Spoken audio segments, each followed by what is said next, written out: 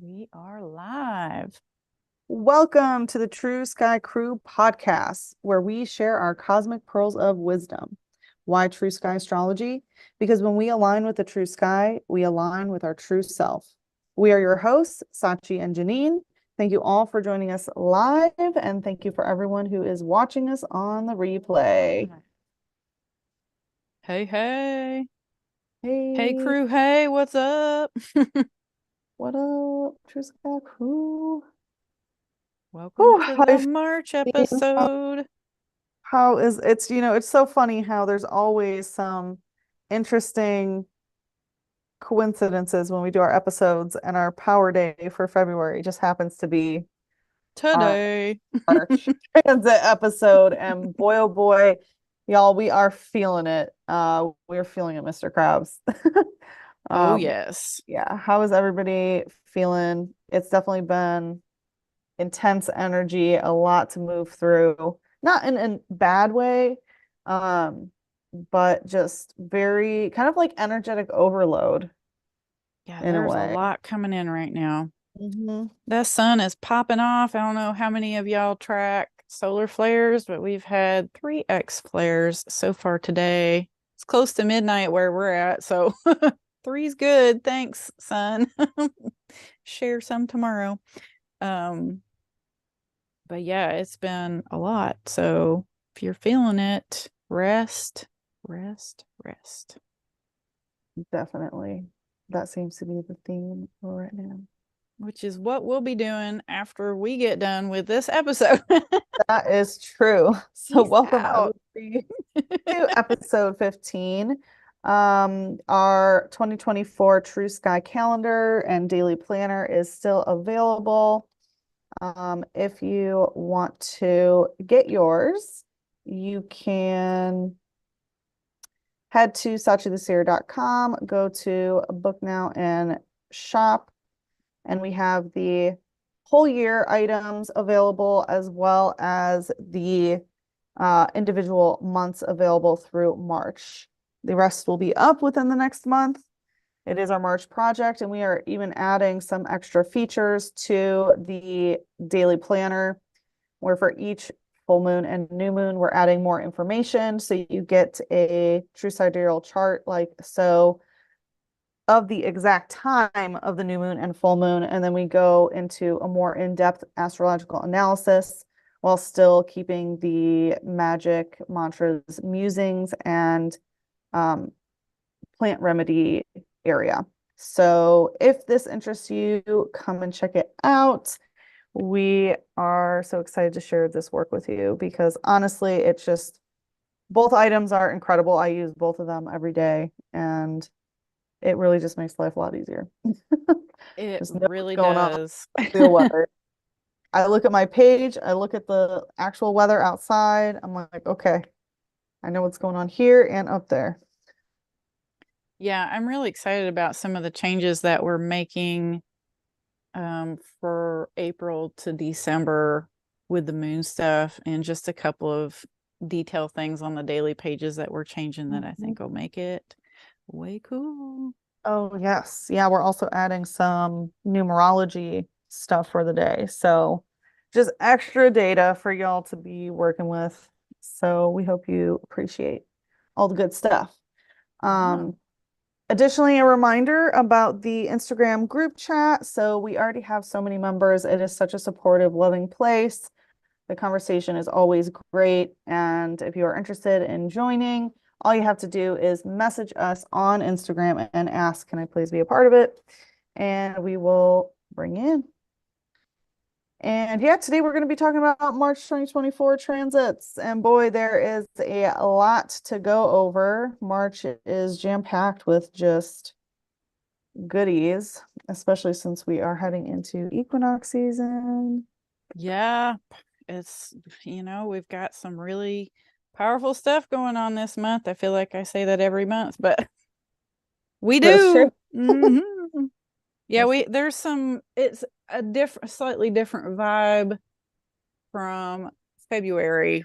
February was really intense. I feel like March is going to have kind of one big crescendo, and it's all about harmonizing things because it's an equinox. So it's a slightly different vibe, but nonetheless still very powerful. Definitely. Yeah, I feel like Pluto was basically running the game in February, or is, I should say, because we're still in February. Mm-hmm. But oof, March is definitely a lot lighter. In a way. It's still just as intense because of that equinox, but Yeah, it's going to be more about integrating the things yes, totally. As we for sure. begin How to can move. you create balance within yourself through this? Because the equinox in the northern hemisphere is through Pisces. Yes. It's like a Pisces Virgo axis equinox. So Mhm. And equinoxes are how to land those really transcendental things through everyday practices. exactly. Yeah, and equinoxes are all about balancing the light and the shadow. So that's it. Get your yin and yang on, y'all. For reals. So this So March overview from our beautiful planner. If you have yours, you will recognize it. are you screen sharing? Because Yes. I don't see anything. Oh, Oh, oh, it says screen share is loading, but when I look on the okay. YouTube, it shows that it's up there. So, here, let me try to. Okay, it's yeah, it's on. I see it on the YouTube. I just don't see it on my Okay, screen for some reason. here I can exit out and just try again. That's another thing. It's so interesting that there has been um a lot of weird tech stuff going on lately. Mm-hmm. We are Yeah. definitely in the true Aquarius season. Yeah, I think that's maybe part of what's going on because I do see it on YouTube. I don't see it on my screen though. It's weird. I just exited out, but I accidentally exited, so I had to go find it on the computer. As long as people can see it on YouTube, that's fine. Yeah. I can pull it up on my phone. All right. That's why we're a little bit late to the start date or start time tonight is we were dealing with tech issues ourselves. So Lots going on. now Different now I getting don't see it on on. YouTube. Okay, yeah, sorry. That's because I You're exited refreshing. out to try to bring it back up, but it is back up now, officially.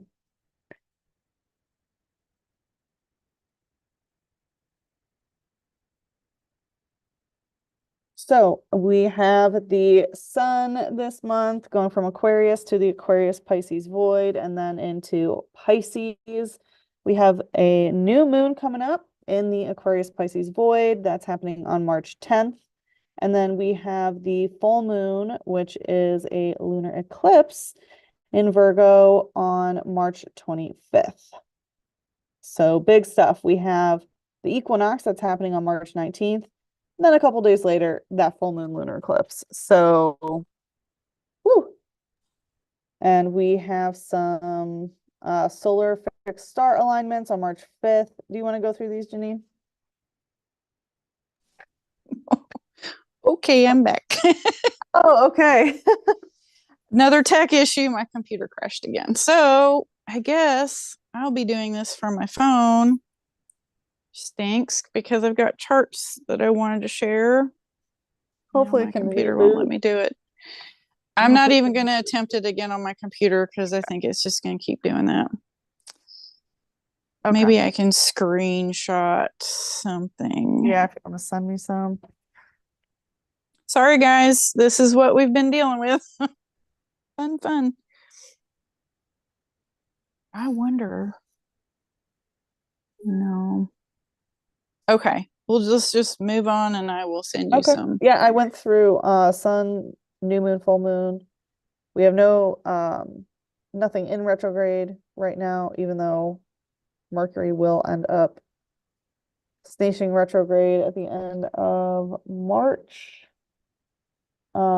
Yeah, that's our retrograde recap. It's the first one we've had in a couple months because everything's been direct, but Mercury will station like within a couple of hours of April 1st. So it's funny April Fool's joke for next Yeah. month. April Yep. Fools.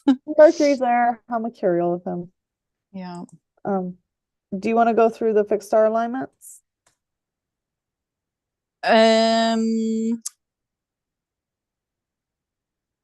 Sure. Do you have them? Do you have the graphics?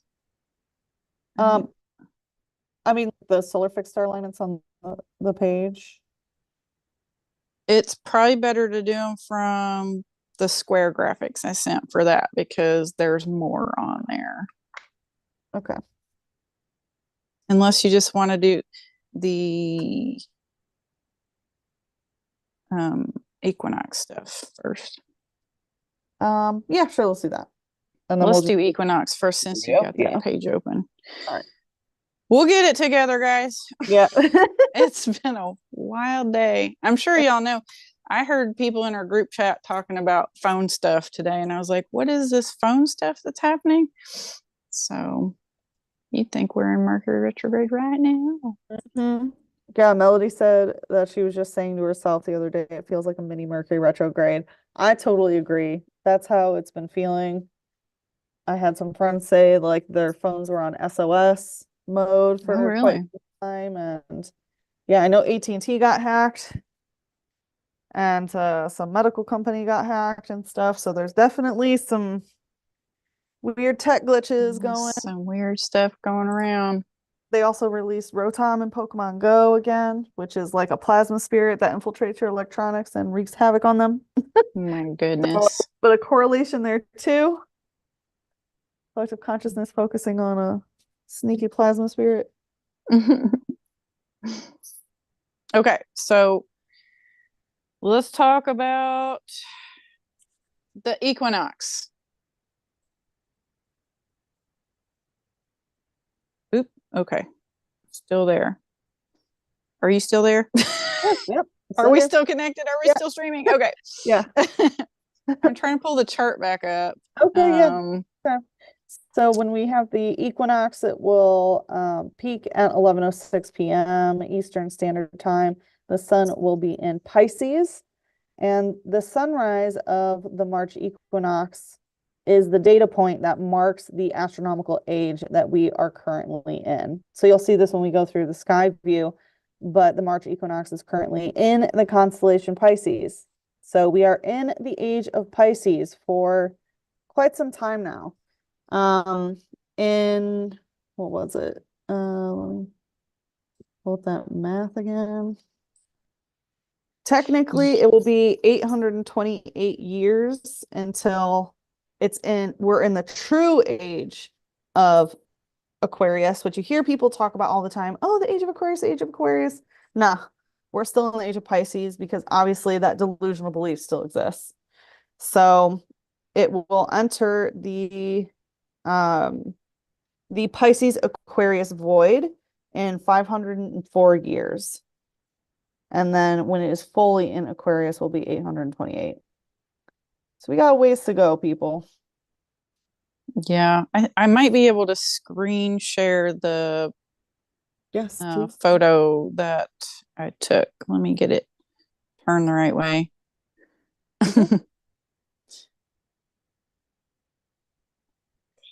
Okay. I guess this is how we're doing it today. We'll make it work. Okay. I think you'll probably have to stop screen sharing for me to start. Okay. Oh, nope, not that one. Share photo, Janine. I am so tired, you guys. It is ridiculous. Your brain not working. Yeah. Okay. Hey, it's working. This is going to be the most random episode we've ever done. So all over the place. All right. So this is the screenshot of what it's going to look like in New York. This is pulled for New York, New York. What you want to do when you calculate how to calculate the age that we're in is sunrise at the location of your choosing, and you look at the ascendant to see what's rising on the eastern horizon at the time of sunrise. So what's rising with the sun, the constellation that the sun is rising in on that day. And you can see the sun is clearly in Pisces. This is using ignore the Aquarius. This is that sidereal that I was just talking about this in the group chat today too, is like I have to make things work between multiple different kinds of systems with the calculators we have available. So this is a sidereal chart that I have specifically placed the cusp fixed stars for each constellation. So Gamma Pisces is the first star in Pisces. Phi Aquarius is the last star in Aquarius. So between those two is the Aquarius Pisces void. And the sun is, how many degrees did we say? About 7.5 degrees it was 7 degrees from the Aquarius Pisces void and 11.5 degrees from true Aquarius only. True Aquarius, right? So yeah, there's about 522 years before we hit the void space, and then we'll go through a period where it's the age of the Aquarius Pisces void, right? Yeah. For a few hundred years, which is a blended about energy. what, 200 to 300 years, which would be a blended energy as we transition into the true age of Aquarius. So that's an interesting way. Like I had never even thought about that till I was doing the math for the planner this year, where I was like, oh man, we're going to go through like this rising, coming through this void space for a while. We won't see it in our lifetime, but future generations will, which will be interesting as we make that transition. So we have quite a while to go. This is a good place to point out coherently. We have quite a while to go before we hit the true age of Aquarius. Over 700 years, well over 700 years. So good times with that. So we're really still in this age of spiritual waking up phase, you know, and it makes sense. Yeah, the tropical algorithm makes sense that they're front loading timelines with that modality. It's like, you know, when you're not in your true spiritual nature, tech can be used in a very anti-life format. So they're trying to, I feel like they're just trying to work that angle while, you know, some of us are busy trying to have the enlightenment experience and all this left brain sciencey tech, like let's go to Mars, like those kinds of things, when it's like I can astral travel there anytime I want to. Like let's focus on that. Right, and spiritual wellness and inner wellness and societal wellness and global wellness. There's just so many things that need help and healing and fixing, where you know, trying to bring in all of this technology and integrate it when the world is kind of spiritually sick. It's just not the best. It definitely feels like an Atlantean timeline kind of thing. Yeah, and I really feel like that's coming to a head like right now. I've had stuff coming up in the last 2 months with Atlantean Egyptian overlay themes, like collapsing spirals of time. They go back to those timelines. So we're definitely in that window. Well, yeah, we'll see a lot more boundaries placed and a lot more nature-oriented tech anchor in when Uranus is like fully in Taurus and as it transits through Taurus. So that's a little bit of the silver lining to what's going on. Which will be very shortly in the next few months. I think it's in April he moves into Taurus. It's either April or May. So I feel like the DNA upgrades that are currently happening right now with the Mars-Venus conjunction, like today, is a you know, nudge in that direction. Like that's the tech we want to upgrade, is the light body tech. So hold the line, y'all. We're doing it. We're in it. We are in it to win it. And what's interesting is like we're laying the groundwork for the true age of Aquarius, right? Where the collective, the collective makes a shift in the right direction. in an aligned way. So when I went back and looked around 0 BC, it was actually about 300 years before 0 BC, what was happening for this March equinox was aligned with the Andromeda galaxy. I was like, oh, so there's a group of people that were anchoring in some codes that would allow, the Jesus character to come in and make some big attunements 300 years later. So you think we're kind of 500 to 700 years out from this Aquarian age. And it's fascinating because there's groups of us that are connected, like spread out all over the globe, that are doing our inner work and becoming like the broadband network, basically, for the light codes, where we're transducing that stuff. We're doing it as a group. So that is Aquarius in a nutshell right there. Yes, it so is. I thought that was a big aha moment for me when I saw that 300 years before 0 AD, which is not really a thing, but you know what I'm saying. Right, that timeline. I was like, oh, I get it. I get the game. Yeah. Oh, what are they called? Like time landmarks, fake time landmarks. Yeah. Yeah. So yeah, let me click over really quick to the other. Let me see what fixed star is rising with the sun that day. That's always interesting.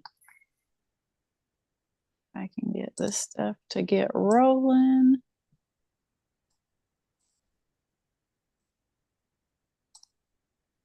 Okay. What just happened? I swear.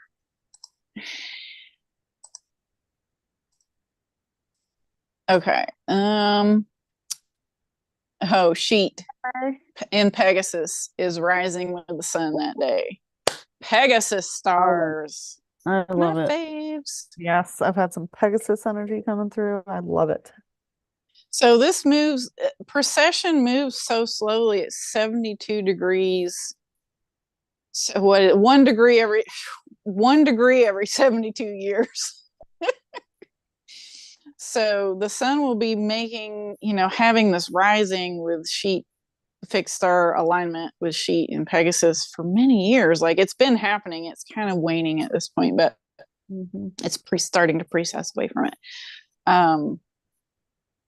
But that's fascinating that in our lifetime, that's the star that the March equinox is happening with. So definitely getting those light body, getting that DNA attuned. Yeah, that's amazing. Amazingness. Okay, I will let you shift gears into the sun. I pull up the sky app too and just do it side by side? Yeah, sure. If you can, that would be amazing. Let's see if we can do that.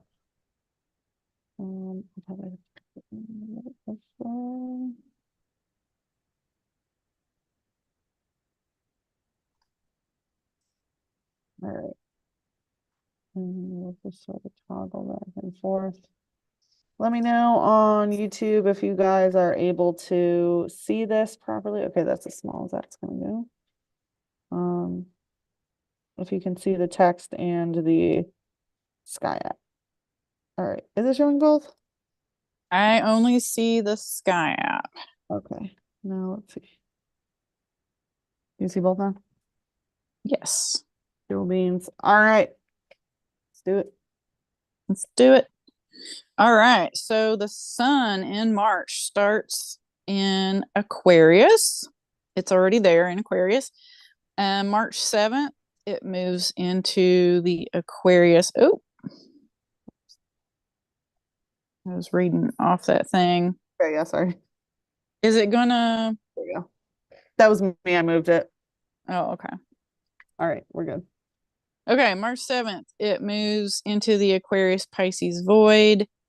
And then on March 11th, that's not a huge void space between those two fixed stars, between Aquarius and Pisces. And then on March 11th, moves into Pisces, and sun will be there for the rest of March. And Ta-da. this is the equinox day. You can clearly see. Not Aquarius. Right. And it's also happening smack dab conjunct Neptune. That's a big deal. Yeah. Definitely extra Piscean activations. There's going to be a lot of dreamy, otherworldly, etheric, ethereal energy around. So, for those of you who like to astral travel and leave your body on purpose and do that kind of work or meditate, it's a great time to do so. If you have difficulty grounding into your body during high energy days, you're definitely going to want to do some, somatic practices or earthing. Whatever you can do to ground yourself is going to be very important during this time. Yeah. Get your dream journal out. Definitely. Go for walks barefoot. If you live near the ocean, go put your feet in the water, in the sand. If you don't, still put your feet on the ground. Lay on the ground, roll around. I have a friend who jokes about making a grounding pit in her backyard. It's 1,000% the month to do that. Go buy you some sand and build a little box in your backyard and just go lay in it. I always joke around too that I'm like, what would be really awesome is to get, how some of these crystal places have the grit left over from grinding crystals. Go get a bunch of tourmaline grit and just fill up a tub with it and just lay in it. Bury yourself in tourmaline chips. That'd be so great. I think we should make a center or something, or like get a plastic inflatable tub and just fill it up with tourmaline and do it. It's so fun. Okay, so like Sachi was saying, March 17th, the sun will be conjunct Neptune, so it will be a couple days before the actual equinox. So the lead up to it might be a little surreal. Hang in there. That's an exact activation. Woof. Yeah. So that it, like she was saying, it could be a little, I don't want to say dissociative, but like if you have any issues with being grounded or any kind of escapism tendencies, like those are going to show up for clearing, because that sun energy is going to be like, what's the true soul expression of this higher self portal that's coming through? So any kind of distortions are going to show up, going to be illuminated. Definitely. So just be real with yourself, if you have any physical addictions to anything, food, shopping, drugs, alcohol, being sick, yeah. Pisces is like the way to escape certain feelings is to just let it physically manifest and use it as an excuse to, not show up, feeling like you have to be sick in order to say no, in order to set boundaries, in order to stay home, So that's something I've noticed about Pisces energy. Hypochondria. Yeah. That especially with it activating, the sister sign Virgo as well, which is health. Yeah. Because if like your spirit is out of alignment, it can and will manifest as physical ailment. Yeah. The whole aspect of Virgo, let me heal you, while Pisces is just, kind of degrading away sometimes. Yeah, so if there's addiction matrix in that way in your energy, that might show up, or wanting to fix people, like you were saying. Either end of the pendulum could show up, and it's just be realistic with yourself. I mean, that's the mental, emotional way to ground it in too, is like, where am I running those kind of addiction matrix things, and what do I need to do to shift that? Because if it's not part of your true soul expression, like, it has got to go. Yeah. It doesn't serve the highest nature of your true self. Like, it just is time for that to come up to be seen and get on out of here. On the other end, though, it could be very transcendental. Like if you're in alignment and you're living your soul blueprint, like it will be next level. So I think it's going to be, I really do. I mean, to jump ahead to the end of the story, I feel like this area, 17th, 18th, 19th, this month is really going to be like the power days. So we're going to be surfing that in to the spring equinox, to the March equinox. I mean, even to the 25th with the lunar eclipse, it's like, it's really like a full week plus, like 17th to the 25th plus. That's just like wham, bam, boom. Yeah, I feel like the lunar eclipse closes out cycles too. So it's something that it wants to like, let's push up as much as we can through the week and then let's close the door on that. Oh, we have a girl in the chat asking if they lost us. It appears that we're still live. Let us know if you guys can hear us, if someone can say in the chat that you can hear us and see the visuals. Anybody? Viewer? But Cheryl also said mine is called my garden when talking about her grounding place. That is a wonderful place too. Yeah, that's a great place, especially since it's time to start planting the garden for the year. Yep.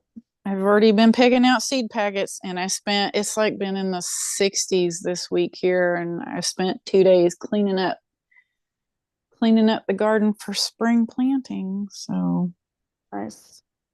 Yeah, I need to start doing that and do my germination. Y'all, can you guys hear us? Nobody's responding. It might, I don't know, is it frozen? Like all I see. Okay, Melody says I can hear and see. Okay. All right, then I think we're probably good. Oh, Janine, you with us? Yes, I'm not sure if you guys can see me. Yes, Melody, we see you. Thank you for joining us. Okay, so it looks like we're good. Cheryl, you might want to check your internet. Did it? Okay. Okay. All right, so. All right, my volume got turned up on the YouTube. Oh. Oh my gosh, it's still doing it. I'm just gonna have to leave YouTube off. We are having all kinds of tech issues today. Sorry, you guys. I'm not going to keep up with the chat tonight because I'm getting feedback in my earbuds on that. So. And it's all good. I'll keep up with the chat. Okay. All right. All right. So we went over these fixed star alignments. Fixed star alignments. All right. Let's significant fixed star alignments for the sun. I'll have to make it smaller. Okay. Okay. I'll read it off my paper. March 2nd, Alpha Hydrus. Now, this is not Hydra. That's a different snake on the other side of the chart. This is Hydrus. Like, I feel like because of the ending on this, it's more of a masculine energy. I've never really looked into the mythology of it, but when I saw the Venus-Saturn conjunction this month is like right at the star, I'm like, okay, obviously going to have to go down the rabbit hole with this constellation. So I ended up putting it on the list for when all the other planets are transiting it, just to see what was going on. So March 2nd, the sun will be aligning with this star in Hydrus, the alpha star. All right. Which I don't know if it has a technical name. In my software, it's just called the head of Hydrus. So I just went with Alpha Hydrus. That makes sense then.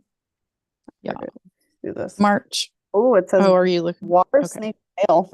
Yeah, water snake. It's much smaller than Hydra. Hydra's huge. This guy's a little guy down there towards the southern pole. Oh, yeah. There we go. So you can see him down there. And if you type into your Sky app Alpha Hydrus, it should come up if you want to see this for yourself, where that is. So on March 5th, the sun will be aligning with Ashenar and Eridanus, the river constellation, and also in the same alignment is Anka in Phoenix. That's a fascinating energy. Ashenar, through doing readings, I've kind of pieced together that has a real elemental quality, kind of like a very inner earth elemental beings, like the fairies, the elves, the actual elementals themselves. And that is, I believe, Alpha Eridanus.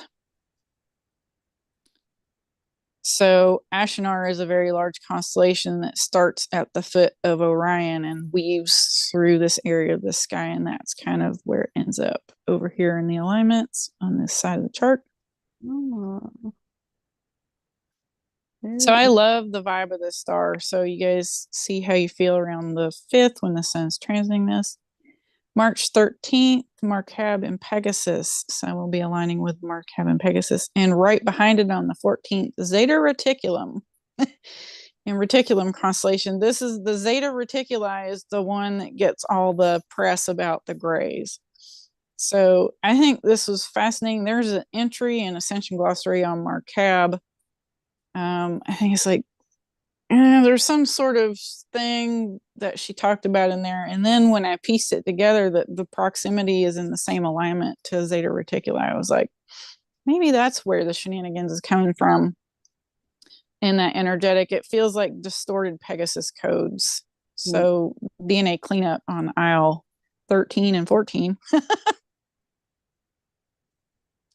that's where that is in the sky. Yeah, so Zeta Reticulum is down towards the southern pole, and then Pegasus is above the ecliptic in the northern hemisphere anyway.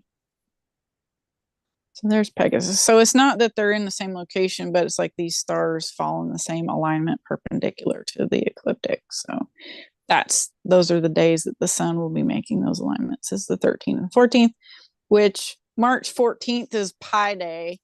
Oh, that's right. I always love keeping up with that every year. And I was like, isn't that funny? On Pi Day, the sun aligns with Zeta Reticulum. What the heck? That is definitely irrational. That's funny. I know.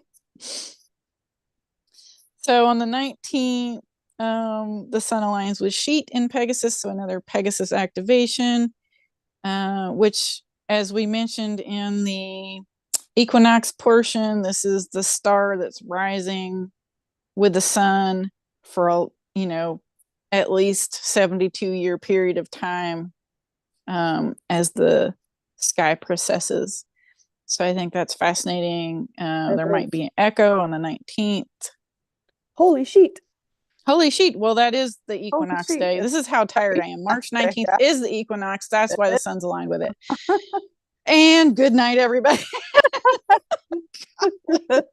I'm a night person. Like, I'm usually up all night, but this week, like, this is no joke with these codes. I have been awake during the day, like 7 a.m. I'm up all day. And I was like, how am I going to do this episode tonight? I'm just going to be so tired. I mentioned that happened to me earlier in the month. Yeah. It was a period where Zuby and I just started waking up between like 5:30 and 7:30 in the morning, where usually that's when we go to sleep. We are usually full-blown nocturnal here. So same. Something crazy going on. There really is, because this just happened. Like, I wasn't even trying to do this. I just spontaneously on Monday after work stayed up till like 10, and then I slept till midnight. And I was like, well, okay, maybe I can sleep some more. And I kind of just got on a day schedule.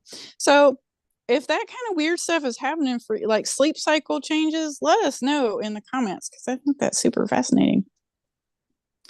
Because it's definitely happened for both me and Sachi. Okay, so the 22nd, this one feels intense. The sun is aligned with Difta and Cetus. This is in the portion of Cetus that is not Cetus Aries. This is definitely Cetus Pisces. And I feel like in this area, it's really shadow aspects of Pisces. So I do feel like Difta is a fairly intense transit for the sun. It may bring up some deep galactic nuggets for you guys from, karmic stuff from otherworldly lifetimes. So see how that comes through. And then on the 29th, the sun aligns with Algenib in Pegasus, so another Pegasus alignment. And we're just kind of in that window where we're going to get a bunch of stars through Pegasus getting activated. So some interesting combinations of energy that the sun will be moving through different stargates this month. Some of the highest highs, and then there's some real deep depths that we're going to plumb. But with the Cetus stuff, once you move past the issues in the Cetus energy, like can be hybridization trauma, it can just be karmic galactic lifetimes. Like there's some real juicy info and connections, like galactic histories and just things that you can land on this planet that your body, your higher self, your genes can just access now once you move through that stuff. So it's, even though it might be intense, it's always an opportunity to bring that stuff forth. So just sit with whatever comes up. It's interesting too, March 22nd, there's that power number day. Mm-hmm. It's the 22nd today in February. So yes, it is. I feel like there might be something.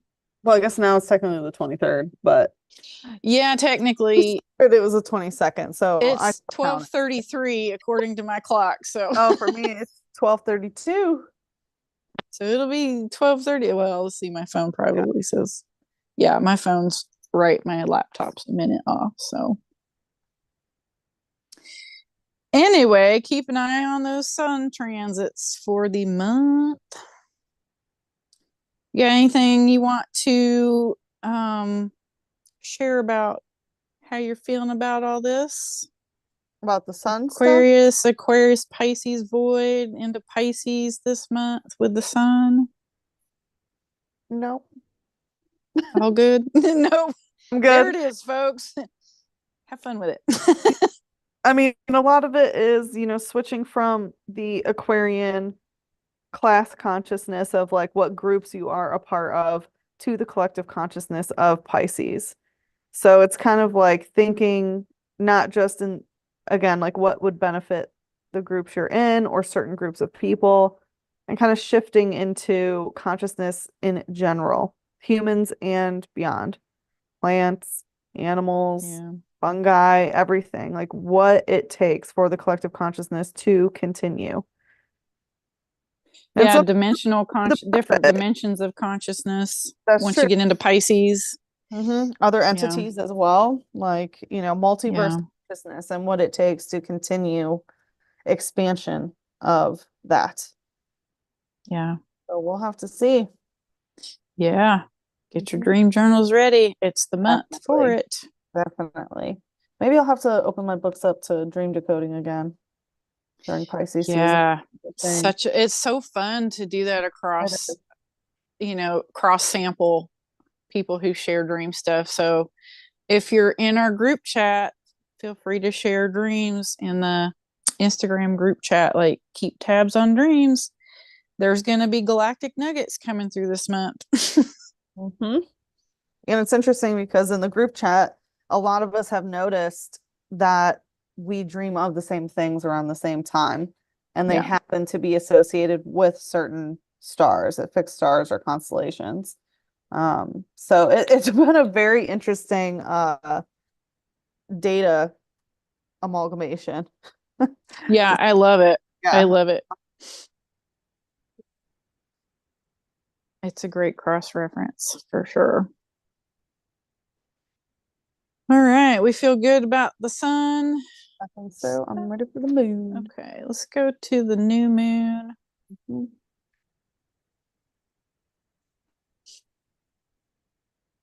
So the new moon will be, while she's getting that set up, I'll just run through general info. New moon will be March 10th at 5:01 a.m. Eastern Daylight Time in the Aquarius Pisces void. So we're going to have a whole lunar cycle with this Aquarius Pisces transition energy. And I think it's going to be an interesting study in that blend. Put it. because we have Yeah. that fixed air that is all about data and analysis of Aquarius, and then there's the Piscean of what is, I am. So a lot of it is going to be collecting spiritual data. That's what it feels like. Yeah. And maybe even a month of collective spiritual shifts, Mm, right? Like some of the stuff that's been surfacing recently, I think, like cyber attacks and this and that. It's, yeah, let's get our technology moving in the right direction, that kind of thing. Solar flares are a different kind of technology. So there might be some, the distortions will come up. Like you always got to surf through the stuff with the understanding, like the distortions are going to show up. Don't judge it. Just be like, it's a psychic collective zit popping. If it affects you, address it for you, right? Make some different choices. Because with moon stuff, it's lunar matrix things. That's what we have to remember when we're looking at moon stuff. mm-hmm. How is the moon reflecting something that is a distorted sun code, right? Or not a true sun code, basically. So those tech distortions are bound to show up. For sure. It could also be like DNA activations or clearing out DNA distortions, ancestral. It could be like if you have ancestors connected to a specific collective, like a genetic root race, could be doing healing and clearing for that lineage type thing to help upgrade your DNA. So could be some ancestor work in this sort of offshoot kind of way. When we get to the aspects, that's where for me it's like, yes, there will be some deep shadow work and curse reconciliation, like bloodline distortions are from the new moon. Opposite the new moon will be Black Moon Lilith in Leo. So yeah, that's that stuff messing with your sovereignty is coming up. mm-hmm. And then there's a sextile to Uranus in the Aries Cetus void. So there's an opportunity there to do some recoding, to make some shifts. Uranus can speak to distorted tech as well, like the misuse of technology. So I feel like that supports like any curses, curse clearing, bloodline curses, damaged bloodline codes, things like that. And a semi-sextile to Mars in the Cap Aquarius blend. Cap Aquarius is like a double dose of Saturn, y'all. Yep. So definitely karma cleanup. Mars takes some different actions. Is there stuff blocking you from making these changes, clearing these bloodlines? Semi-sextiles they're not. I don't know. How do you feel about semi-sextiles, Sachi? I don't use them all that much just because I usually only use them when doing certain like transit charts or if I'm doing like a progress chart, but most minor aspects, I mean, they're only a small amount of data, so yeah. I still read them, but I don't put Yeah. emphasis They're on them. basically they're a 30-degree angle, so they're like just sitting next door. Those things just kind of it's like one speaks French, one speaks Italian. They're like, what? Yeah, I would say it's like a Rosetta Stone of like finding a Rosetta Yeah. Stone. Yeah, if you can make the translation and make the connections, some dots start connecting. But you do have to have the key, right? I feel like for that, that's an important one with a semi-sextile. A little bit awkward, but there's an opportunity there. So, yeah, it probably means there's some karma work you need to take a look at with Mars. I would say it's either distorted masculine energy or it's like make the choice to do the cleanup work. That kind of vibe. Mm-hmm. And the sun and the moon Especially are 3.5. Go ahead. Oh, go ahead. No, you go ahead. Say because it's like Mars moon stuff, a lot of it does have to do with emotional issues that are being illuminated and how they're stopping from taking action. And so with new moons, there's a lot of emphasis on allowing new energy to come in. So things that you've previously cleared in your emotional body, feelings, belief systems, etc., that now you're ready to implant it with, I don't want to say implant, you're ready to fill it with more authentic information that actually resonates with you. So because it's Mars, you want to be filling yourself with information that is going to empower you to move and feel inspired to take action, all that Martian stuff. Definitely a lot of like anger clearing and things like that. Even though it's a new moon and it's about bringing in new energy, there definitely can be like rage that might need to be released from the body so it doesn't get stuck in the emotional body. And it's interesting because you mentioned like the Saturn stuff, they're definitely, even though it's Mars moon, it's still activating the Saturn moon matrix because it's such a Saturnian thing that's happening with Cap and Aquarius both being being in that blend activated with Mars. Yeah. And the Capricorn aspect of Mars would be like, you need to take the action steps. Like, you need to climb the mountain, get to hiking, right? Like, go do the thing. So it's definitely a call to action there. And when you look at where the sun and the moon, what they're, it's not an exact alignment. For me to get really excited about a fixed star alignment, it's got to be within 2 degrees. It's within 3.5 degrees of Markab in Pegasus and that Zeta Reticulum star. So there's some influence, but it's not like screaming at you with the, I feel like, distorted Pegasi codes, which are galactic template recoders, like genetic template recoders. So it does feel kind of like there's definitely moon chain lineage stuff that wants to come up, and that can be hybridized, different galactic lifetimes or even Earth lifetimes where you've had things fused into your energy from emotional patterns that are distorted. Like, maybe you had a lifetime where you were abused, so you have this grudge against men or women, or this is just a random example, and maybe you need to move through that to clear that out of your genetic record, kind of thing. Do the karma cleanup work on it so you can run more authentic coding. So it does feel like definitely some emotional cleanup work for this lunar cycle. Maybe not the easiest. With that opposition to Black Moon Lilith, it's not going to be the easiest month. Sorry, guys. Yeah. Important. It's very important work, though. I can say that. If you can surf this month with whatever comes up, you're going to be golden on the other side of it. Mm-hmm.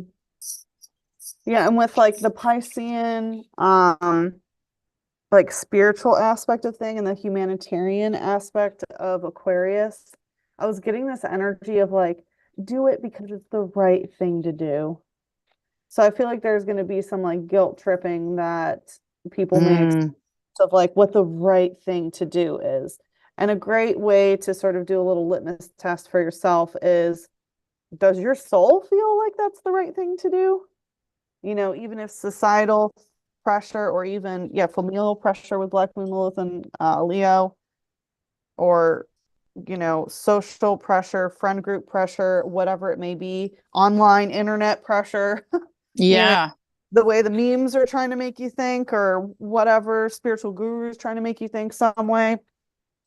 That's really it feels like that's gonna be a big issue here.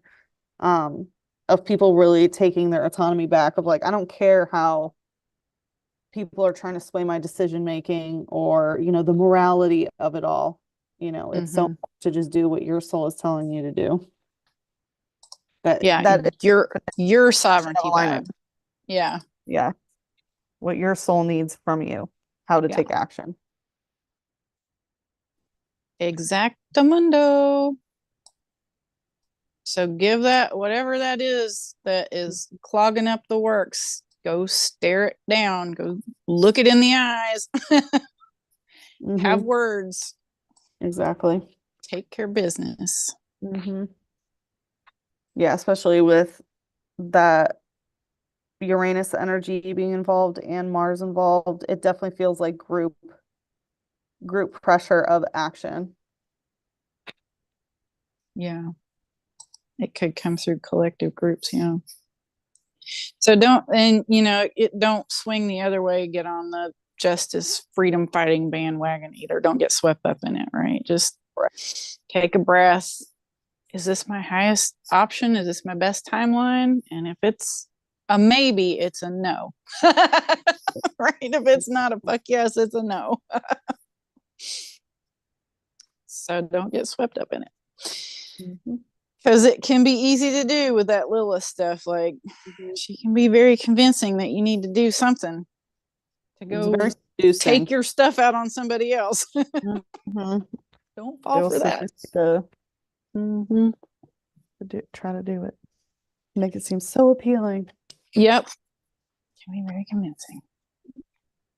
You ready to move to the full moon? I think we're ready to move on to the full moon. While she's setting that up, we'll go through the details. It'll be full moon, will be the full sap moon, or also known as the full worm moon. I don't like calling it the full worm moon. Just seems weird.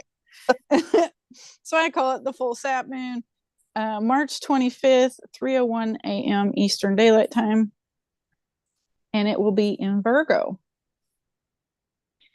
So yay for that, landing some of that high vibe stuff in practical application kinds of ways for the full moon. Maybe how to do some of that emotional clearing or shifting, how to make some practical applications at the peak of that reflective energy. So the aspects will be, let's do the fixed stars first. Is that what I put first? Yes, fixed star alignments. The moon is going to be a powerful full moon. The moon will be aligned with Aldebaran and Draco, which is about 1 degree to 2 degrees from supergalactic center. So anything around Aldebaran is like multiverse quantum dragon architecture, for better or for worse. Right? Like it can be used or abused. And with moon stuff, it's probably a cleanup job, like defragging any low vibe dragon timekeeper stuff out of the quantum architecture type job. The sun on the opposition side of the full moon will be aligned with Difta in Cetus. So definitely a deep dive cleanup job. It'll be a 2 degree orb, so it's just in that window of significance for me where it feels pretty predominant. The energy is still aligned through that Stargate. So yeah, anything that comes up through the full moon, just know you are going to be quantum leaping through multiverses on the 25th. Like, it's going to be, this one's an eclipse, right? Lunar eclipse. Is that correct? Yes, lunar eclipse. Yes, lunar eclipse. So definitely a purge. Definitely a purging. I find lunar eclipses so fascinating. It's a very partial eclipse. If you have the daily planner, there's an info page on it. On both new moons. It's a partial penumbral eclipse. So there won't be that much shadow visible. The recommendation is to go out at the peak of the full moon. I think it's going to be most visible in like the US and South America. And a lot of times with the lunar eclipses, you get the blood moon effect. You're probably just going to it'll just be on a corner. Like you're just going to see a little sliver that might turn darker than the rest of the moon. It's not going to be super noticeable. So I feel like lunar eclipses are really like collective earth shadow being projected and reflected at us. So we're not getting a full frontal with that, which is nice, because that would be a lot with these alignments, with these fixed stars. It would be a lot. So it's just winging us. I feel like the grace there. Yeah. And we're in the lunar year of the wood dragon too. So it's interesting that the eclipse is also highlighting dragon energy. It's going to be. Yeah. Like just locking that in because it was the new moon in February that started the year of the dragon. Which I think had Draco alignments, isn't it? Gosh, I can't remember that far back right now. Try to, but I would have to look at some. If anyone remembers from the February episode, let us know. My notes. I can confirm. Let me see. Which one were we talking about? The full moon? The new moon, the moon of February. The new moon was in the Cap Aquarius blend. Sextile, the North Node, and Chiron that were conjunct. I can't even remember what the question was, Sachi. Sorry. If there was Draco, like it's okay. Draco alignment. I don't think so. That time. Okay. All right. I don't see it written on here. Oh no, no, that's Uranus.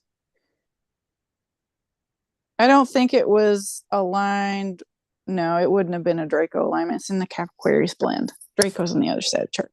No, I mean, okay, my brain started working. Yay! Yeah, like something else aligning with Draco. Yeah, I think there was Uranus. That's okay. No. Yeah, moving on. That was February. Okay. Let's not confuse people. I'm confused. Me too. I think I'm just tired. Okay. Blah blah blah. This is going to be one funny episode to go back and do timestamps for. I'm going to just be like, man, we were all over the place. So funny. Okay. So those are the fixed star alignments for the full moon on the 25th of March. The aspects. Opposite, obviously, there's always a sun opposition for a full moon. The sun will be in Pisces, 2 degrees from Difta. We mentioned that part already. There will be a trine to Pluto in the Sag Cap void, very, very close to alignment with Altair. So there will be definitely some dimensional cleanup work, astral cleanup work, very deep shadow astral cleanup work. But if you've that's the thing, like utilizing trines, the energy go well together. So because eclipses are wild cards, you never really know what's going to pop up, but they are intense. Extreme change can take place. So with Pluto just harmonizing basically with it, it's incredible for any sort of evolution work that you want to do, or like the death and rebirth energy and just shifting, like re-becoming or becoming anew. Yeah, moving into the high octave of Pluto, which is like really ancient remembrances of yourself, deep integrations from the subconscious.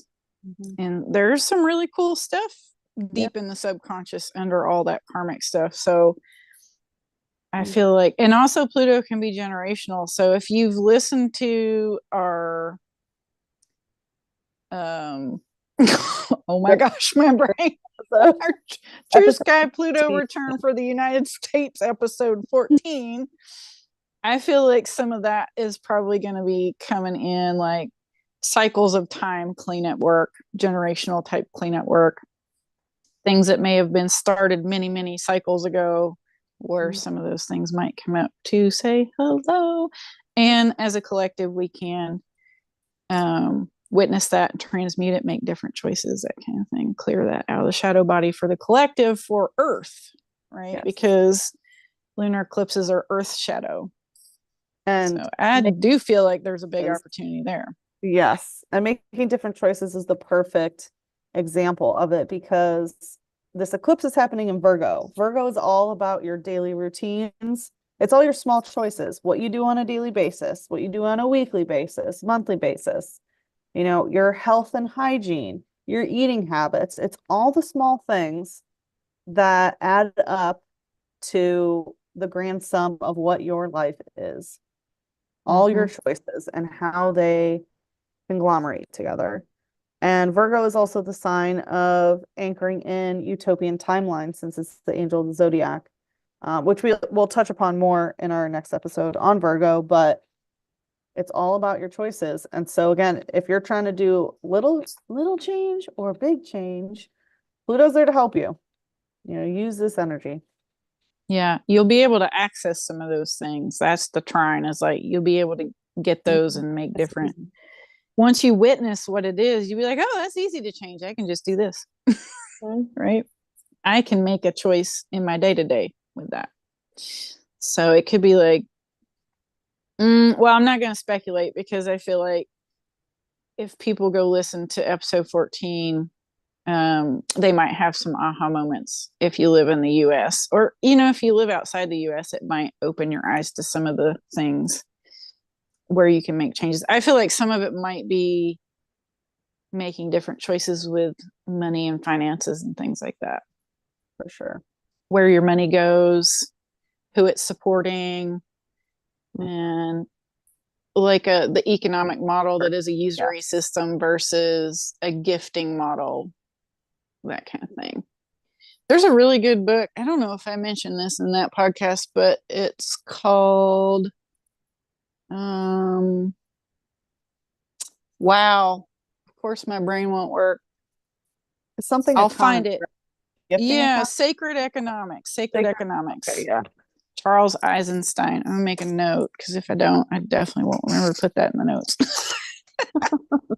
Sacred Economics.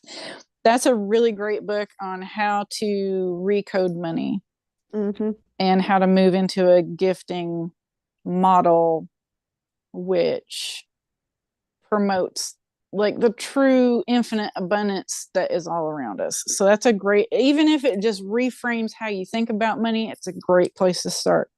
And then you can take really small action steps, like donating your time or your effort, or services, like whatever is not a burden, right? Because it's coming from a place of gifting it. So I just found that book really helpful. Yeah, definitely. To make that shift for myself. So that'll be a good one. And then at the bottom here, there's a sextile to asteroid Lilith and Scorpio, aligned like almost exactly with royal star Antares, which is a major stargate in Scorpio. Wow. I think there was something major going on with asteroid Lilith last month with the transits too, with might have been moon stuff. So she's still in play. Let me go see. She is. I'm pretty sure she was doing something for the full moon. Lilith and Black Moon Lilith both being activated during the March lunar cycle. So expect all that to come up, y'all.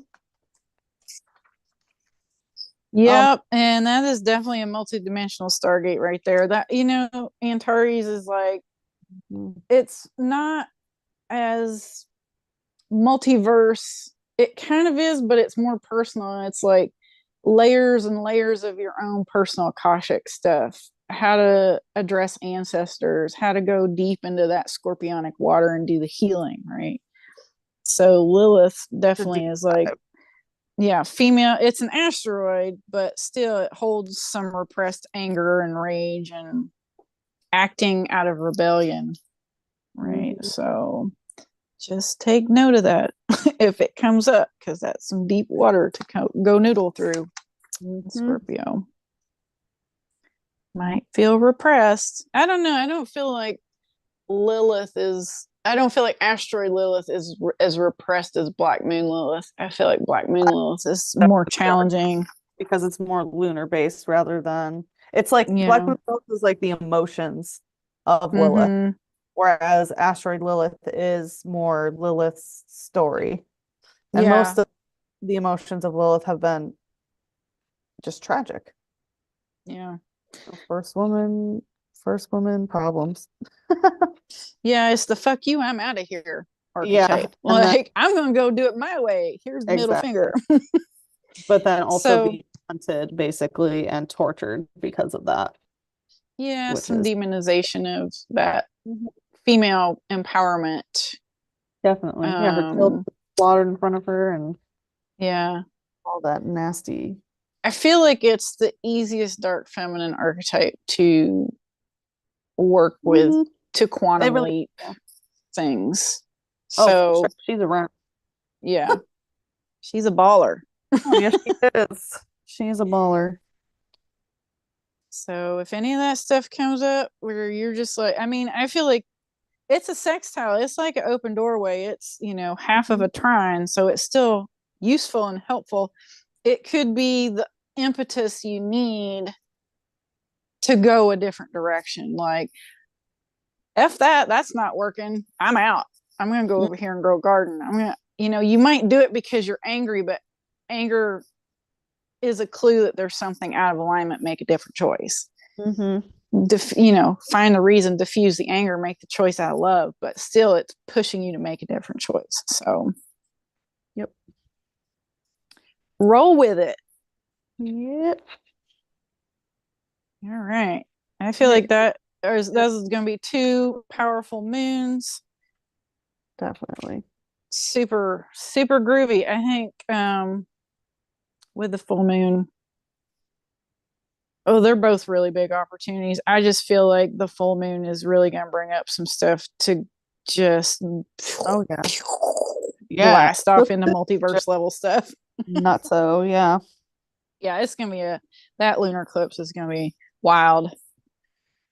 So good times. I don't know. That might be a power day too. There might be a couple of power peaks this month. You ready? All right. Mercury? Yeah, I'm ready. I'm ready for Mercury. Come on, Mr. Mercury. Mercury, our busy bee. Yes. So Mercury starts the month of March in Aquarius. I'll just roll through some of the basics. Yep. While you're bringing up the charts or the graphics. On the 3rd, March moves into the Aquarius Pisces void and zips right through that on the March 5th, moves into Pisces and will be there for the rest of the month.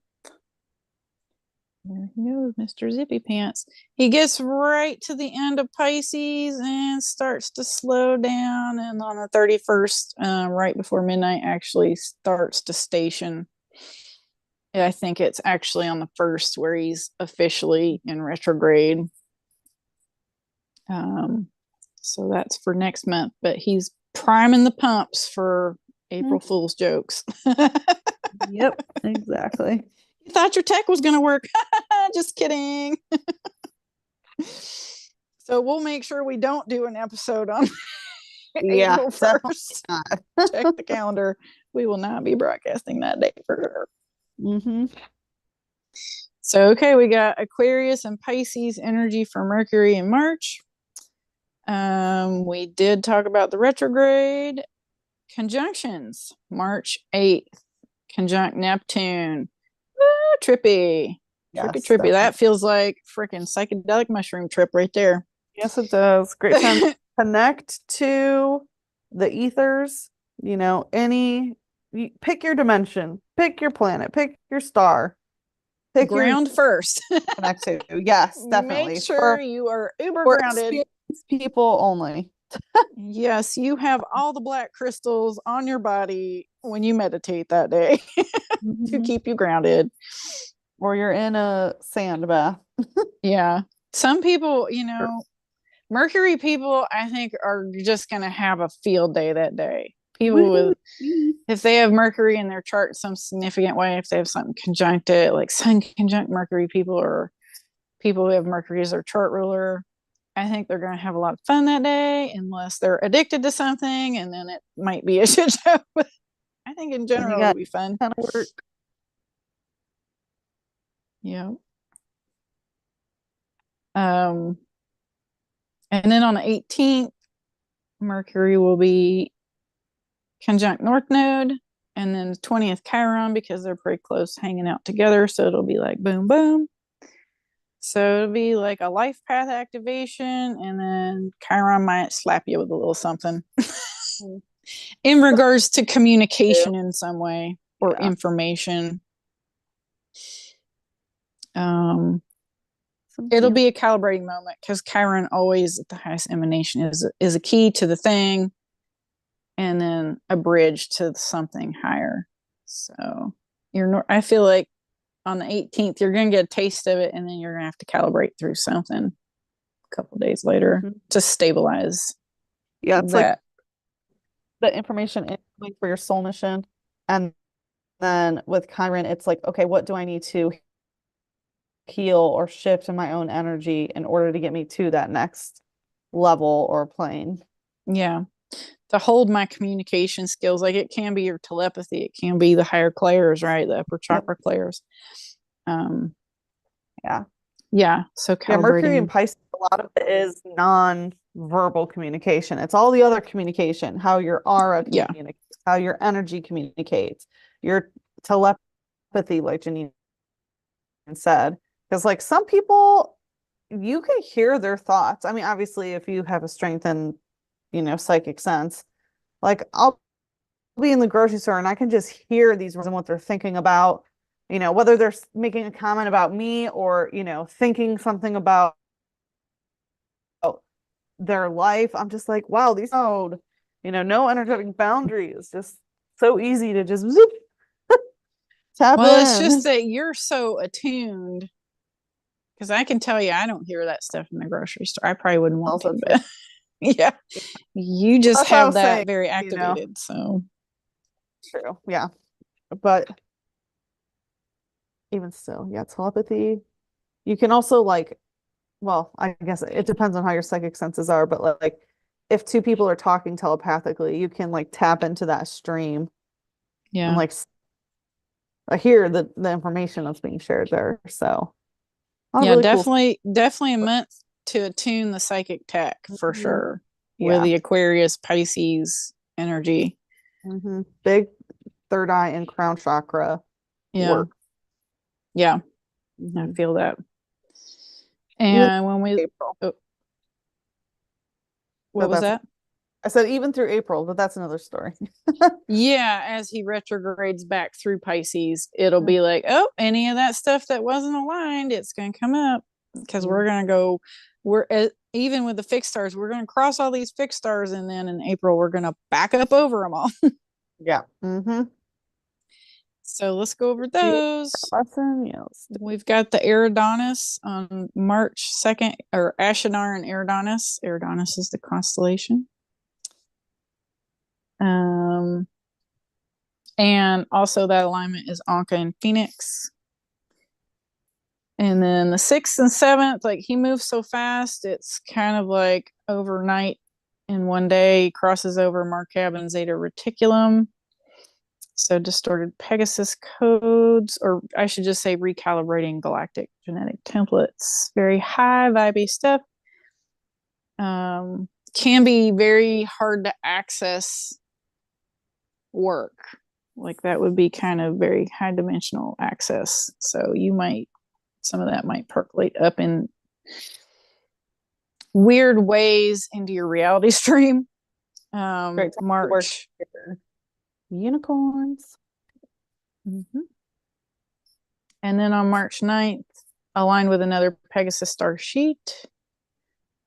March 10th, Difta and Cetus. Deep galactic things. Deep dive. Shadow Pisces stuff. That might be a rough day. Certainly can be. Clairvoyantly. Yeah, it might be a weird day clairvoyantly. That's the day of the new moon. Oh, right. That's right. March 10th. There it is. Definitely some stuff coming up that day. Yeah. So that's going to be with us for the whole lunar cycle. That echo. Mercury Difta. Whew. Yeah, we're definitely clearing out. Because the Mercury archetype is also that Hermes. I think this came up in the IG group chat too. Is like Thoth and Hermes are Mercury archetype, like shadow archetype entities or incarnated beings who used information in service to self ways. So if you're connected into that collective, or you have to attune through that collective consciousness field to attune your Mercury archetype, that will definitely be coming up to be taken a look at through this next lunar cycle. That's okay. I need to put an asterisk by that one because that's a big deal. That just made this new moon cycle get that much more extra. Yeah. God dang. Okay, so on the 18th, Mercury aligns with Alpheratz in Andromeda, technically shared with Pegasus through the Great Square Pegasus. I love this star. Love, love, love it. So that feels like the pot of gold at the end of the rainbow, like, ho, after dealing with Difta on the 10th directly. And then on the 23rd, another Andromeda star, Saturata, which I consider the heart of Andromeda. So some high octane Andromeda stuff coming through at the end of the month. And then, again on the 31st, he starts slowing down around that period of time from the 23rd on, and really starts slowing down. I think did I put in the notes? I think he stops just shy of Andromeda Galaxy. I didn't put it in the notes. I would have to go back to double check that. Oh, I did. Yeah, he stops 1 degree right before Andromeda Galaxy alignment.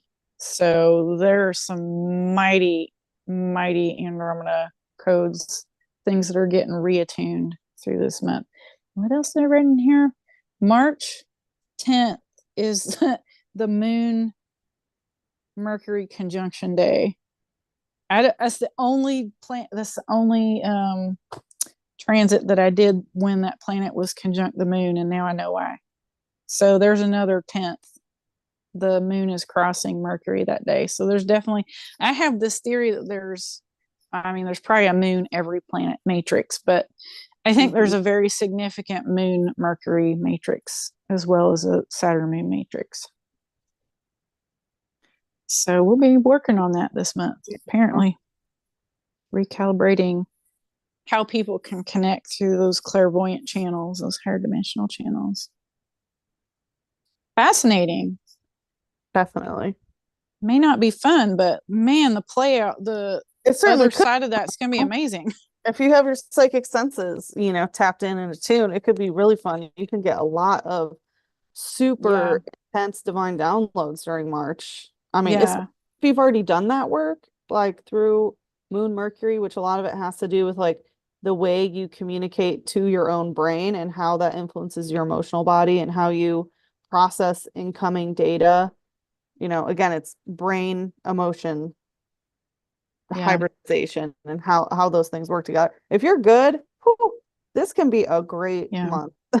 If you're good, help other people. I mean, that's such that's the transition from Aquarius to Pisces, is like, be of service in that way, like assist the collective in some way, whether you're doing it in the astrals, or it could be helping teach others how to move through clearing through that matrix to activate their clairs safely, right? Because that's key with Mercury, is like there can be so much deception and shadow pockets and entities that are lying to you, and right. That's the tricky part of getting the clairs on and having them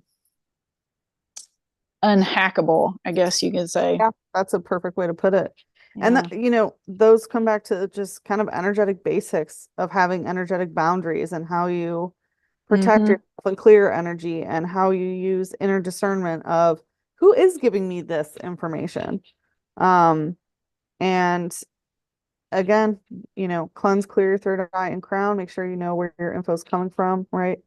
Cite the source. It should come from source. But, it can be something as clearly as, saying like, I only allow angelic entities or high vibrational light or source light and emanations of it, allowed to come through. Yeah, you got to even be careful with that because everything technically is from source. That is true. Yeah. So maybe talk to your higher self first. Direct to, Yeah. direct to source. Your most source connected higher self. Talk to that version, or talk to source if you can do that. Source always knows when you're talking to source. So just talk, just ask the questions or make the statements. And make those intentions for sure. And when I find, go ahead. Oh, no, go ahead, finish. Nope, that's gone. Oh, okay. Stream is gone now. I was gonna say that squirrel brain way to make sure where you're getting your information is to be the one making the call rather than just to be receiving the call. That's so right. Sometimes when you're getting information, it's like, okay, this is from an unknown number, or restricted ID caller. It's like, you might want to be a little hesitant to picking it up even, right? Or even if you pick it up out of curiosity, the messages, are they truly, quote unquote, correct for you? Yeah. As if you are intentionally, okay, I am going to connect to this particular ancestor or this particular star system or this particular angelic guide or source, the highest source light. It's better to have the outgoing calls for sure. And that put goes some back to, caller like, ID on your psychic third exactly. eye. Right. Like anything that doesn't want to name itself, yes, you got to be careful. You got to kick that out of your identify where it's how is that even accessing my energy? Like that's my process because there's always a lot of smack talk. I have a lot of things I've cleared through in this lifetime, and that is one of the things I've learned is always identify yourself and state your intentions and ask it 3 times. And if it refuses or there is no reply after you've asked 3 times and you've waited for it to give a reply, then you get the sword out and you start clearing that shit out of your energy. Because if it doesn't want to talk to you and truly identify itself, it is not of the highest truth and light. And something needs to get deported. So this Mercury matrix is kind of riddled, especially connected to the lunar realms, the astral bodies. There can be a lot of things that you need to move through to calibrate that in alignment. So I have a feeling like this is going to be the month to tune that tech. Yep. Carla says discern. And that's exactly the thing is it goes back to what we were talking about at the beginning of the episode of your own soul is the compass. Yeah. So if your soul doesn't feel right about it, then it's probably not right.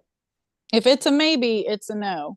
Right. If there's not a resounding, heartfelt then it's a no.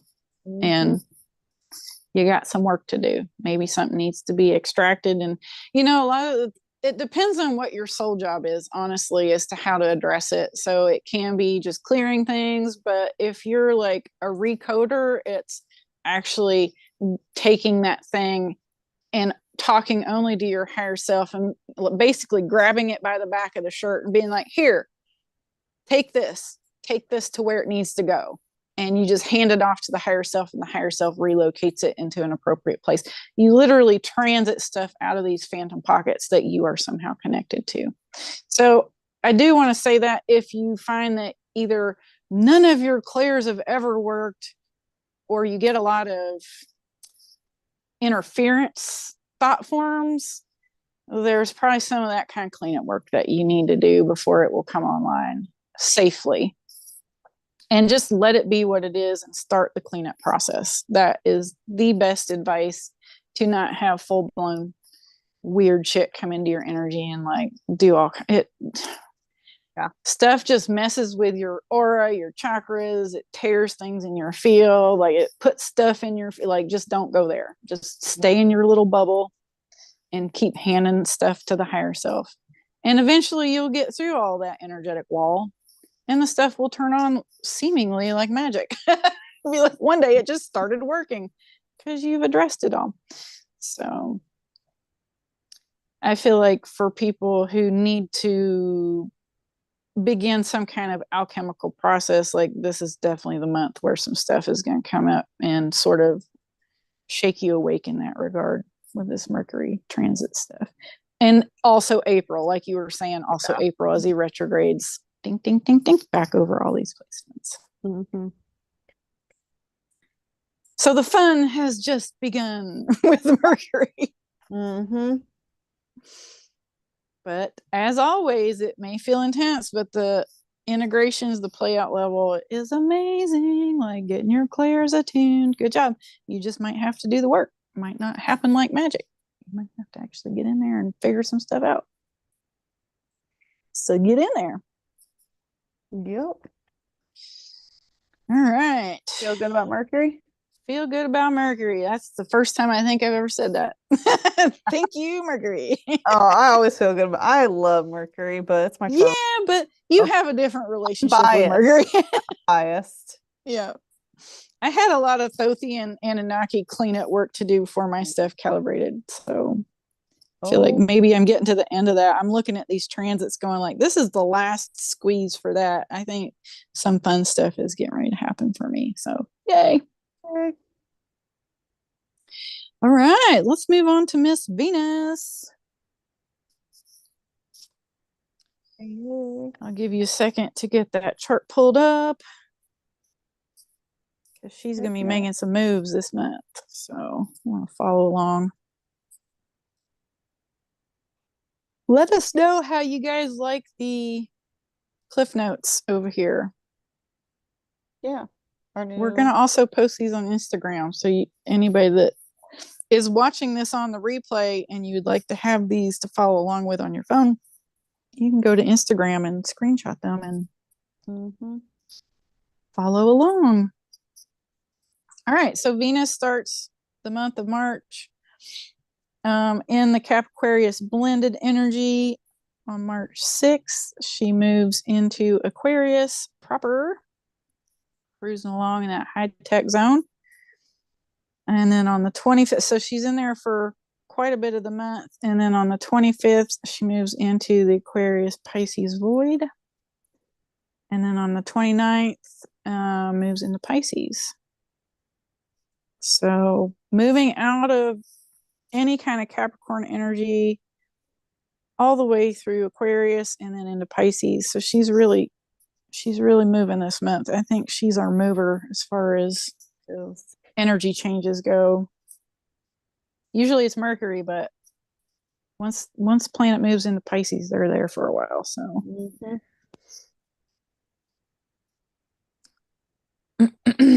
so conjunctions, this one's an interesting one. On the 21st, Venus is conjunct Saturn at Alpha Hydrus, the head of Hydra, the smaller snake, not Hydra, Hydrus. I feel like that's going to be a very significant day for either Saturn ruled people or Venus ruled people, both of those.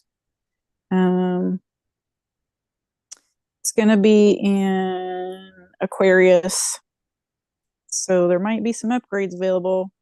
Karma reconciliation for Venus people, and maybe first, it's like it's goddess crone energy. It's interesting blend because I always see Venus as a goddess and I always see Saturn as crone, and I'm like, there's some big wisdom codes that can come through that transit for embodiment. Some real time matrix stuff because Saturn really knows how to navigate time matrices. And I have to do a post on Instagram about Hydrus constellation because, like I was saying earlier, I don't know that much about the energy behind that, coding it like that. So I might have to do a little dive and do a post on Instagram about that to get more of a overtone of the vibes for that transit. But serpent energy. Yeah, water snake. Water snake, yeah. So I think that's going to be a cool aspect of being able to navigate through water. Yeah. And, you know, serpent is both yin and yang. It's both a male and female sort of unified animal symbol. So I just think I think it's cool. I think it's gonna be Mhm. cool. I think so too. And then Venus in the fixed stars, on March 1st, actually, she's aligned with one of my favorite fixed stars, Rhoda Nev in Delphinus constellation. I feel like that's going to be such a somatic, yummy transit, like dolphin codes. Venus rolling in sort of some of that really sonic water. Could be sound coast, like dimensional sound field codes. I think that could be a really fun day if you're very sensitive in your body to things somatically. March 7th, aligned with Saturn Cygnus. So we have some Cygnus codes coming through on the 7th. The 13th, Pegasus. It kind of just ping pongs back and forth between Cygnus and Pegasus all month. And on the 15th is kind of the standout. Venus is aligned with Royal Star Fomalhaut, which is like the woke sovereign, the planetary guardian that's like woke. They've already done sovereignty work, and now the integration on the other side of the chart is like to take up your mantle as somebody who knows some stuff about some stuff on this planet, and they accept their job as a guardian, right? Like, I want to do my work and stand in my power. So that Venus transiting that is an embodiment thing, I feel like. In this most beautiful, feminine, lovely way, like with a lot of grace, right? Of course I would do that, like of course I would help the planet, let's plant some flowers, let's go talk to some people, let's, that kind of thing. Let's see, what else have we got? The 16th is another Cygnus alignment, Deneb. The 21st is that Alpha Hydrus. That's the fun one with Saturn.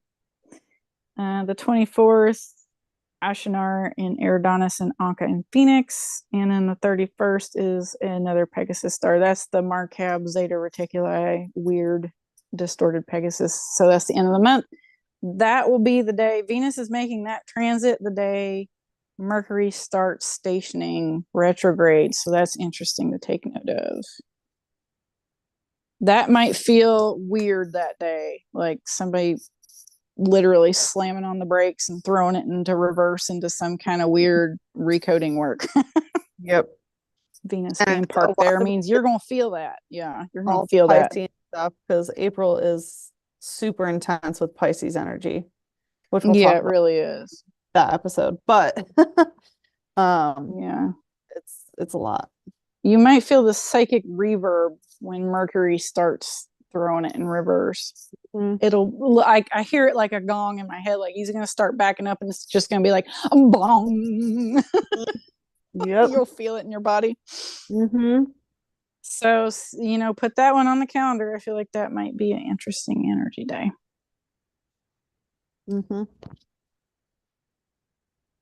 Any thoughts on Venus making these transits? I mean, Venus, as it's moving through Aquarius, a lot of it has to do with, Venus is the planet that you work with in order to access love. So surrounding yourself with people, places, things, just loving your life. So as it's moving through Aquarius, making sure that the technology that you use, that you love it, making sure that your relationship with science, that you love it, making sure that your relationship with humanitarianism, with the groups that you're part of, that you love it. So that's really going to be the emphasis there, especially as it moves into Pisces. That's more of the unconditional love access. So it's like, it's hard to have unconditional love for things when you're not loving all the Aquarian stuff. So definitely a lot of recoding. And of course, there's also the beauty aspect of Venus as well. So when Venus is in Aquarius, a lot of it is going to be, making technology like, yeah, sure, it functions, but does it look good? Is it beautiful? Is it attractive? So making sure that you keep those sorts of things in mind, even like revolution, right? Because Aquarius is the revolutionary. Like, does this revolution look good? um, but also on Flower the power, baby, flower power. exactly. But also on the other side, it's like, does something look good? Is that the only thing that is appealing about it? Yeah. Does it look good Yeah. to be part of this Does it have group? any substance under that? Exactly. Yeah. So I feel like those are And going to be a lot of things that pop up. and you got to remember too, the highest form of technology is your body. Yes. So it's Well, understand the science of your body. Like when you understand how DNA works, you're just like you're in awe and reverence of this amazing vehicle that we are experiencing life through, and it can shift your whole paradigm. And then figuring out the extrasensory perception things is like the Pisces game for the month. But yeah, I feel like taking care of your body, nurturing the body, like the Venusian things, like take care of your tech. Yeah, it's you. And having reverence for yourself in that way.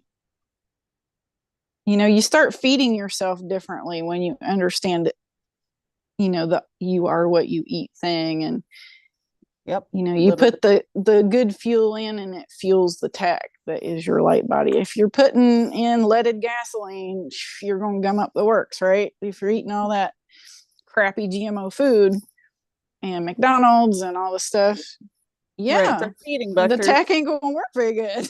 Right. They're putting it's genetic information, genetic engineered information in the food stuff that's being used as a feeding vector to have that genetic information implanted into your body. Mm-hmm. And that's literally how it works.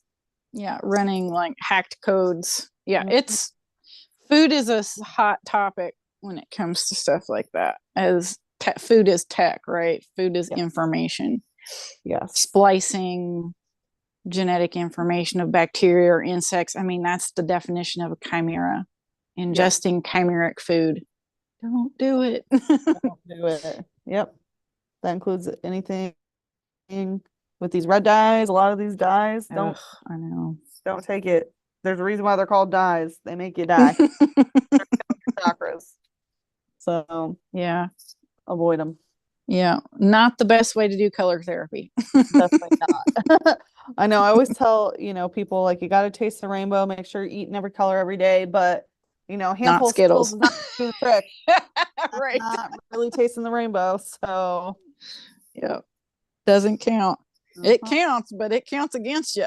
Right. Those are negative numbers on your life. Yeah, negative numbers. That's the truth.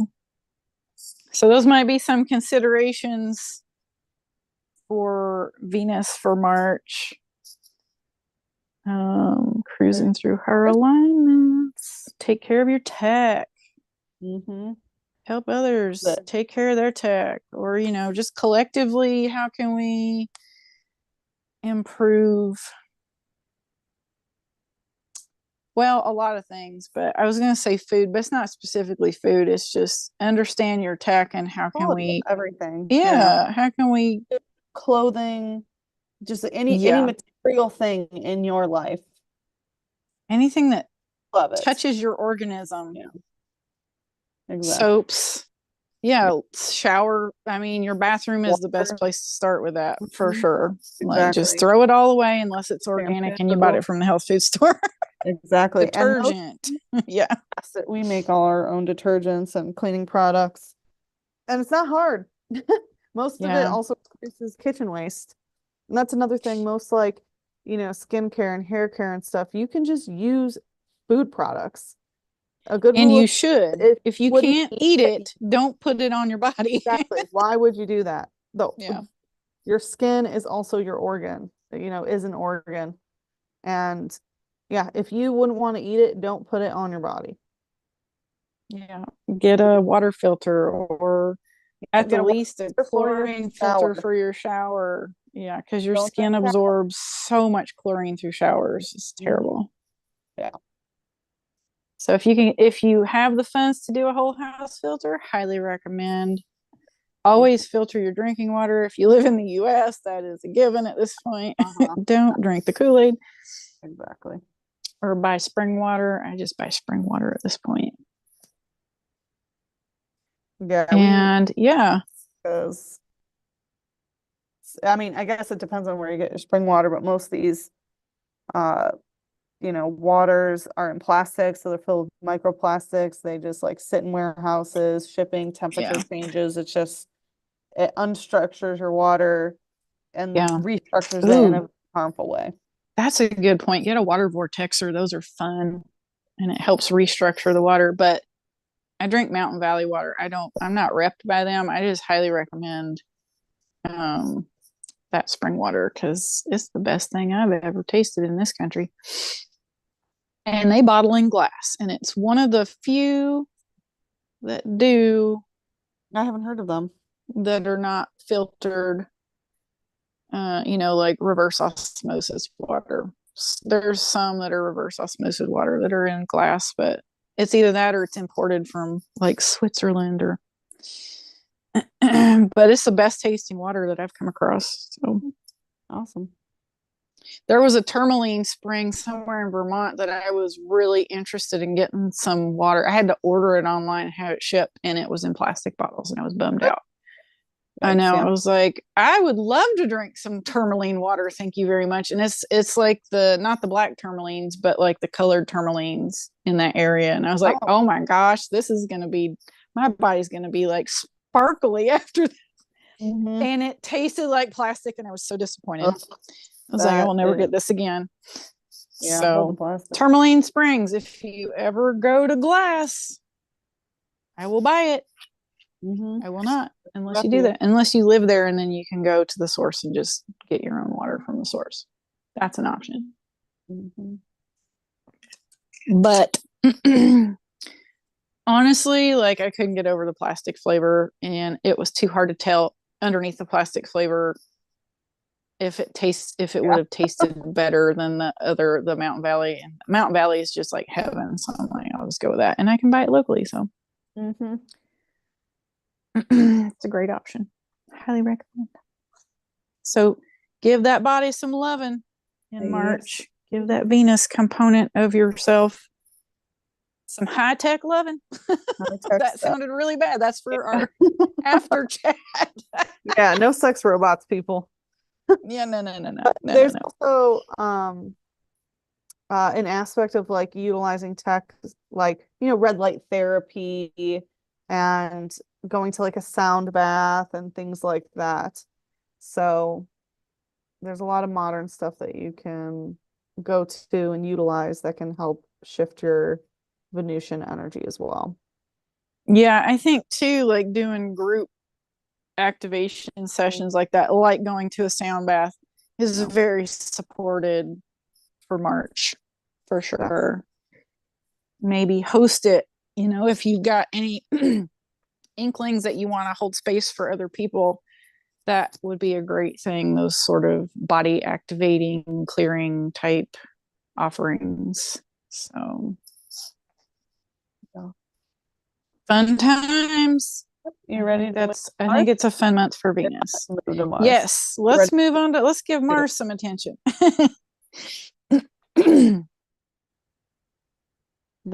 Okay.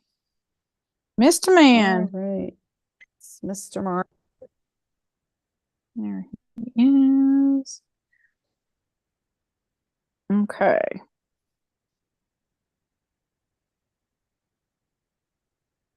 Okay. So Mars starts the month in Capricorn and Aquarius blended energy. And he's moving a little slower than Venus. So by about March 15th, he moves into Aquarius and will hang out there for the rest of March. So he's only making one sort of energetic shift there. No significant conjunctions with any planets. I feel like Mars is really doing some integrating this month. After that Venus-Mars conjunction in February, he's really going to be... happen today. What was that? You kind of broke up a little bit. Oh, I said which happened today, like on the 22nd. Yeah, that's today. For us, it's today in time. So I feel like he's going to be, just sort of not in the background. I feel like he's mostly integrating, like not making any huge leaps. He's kind of just buzzing along in the background doing some things. The fixed star alignments, March 5th, he'll be aligning with rowdy, which I think that'll be interesting because those two energies aren't necessarily like each other. So that might be interesting to see how that plays out. On the 16th, Sadir and Cygnus.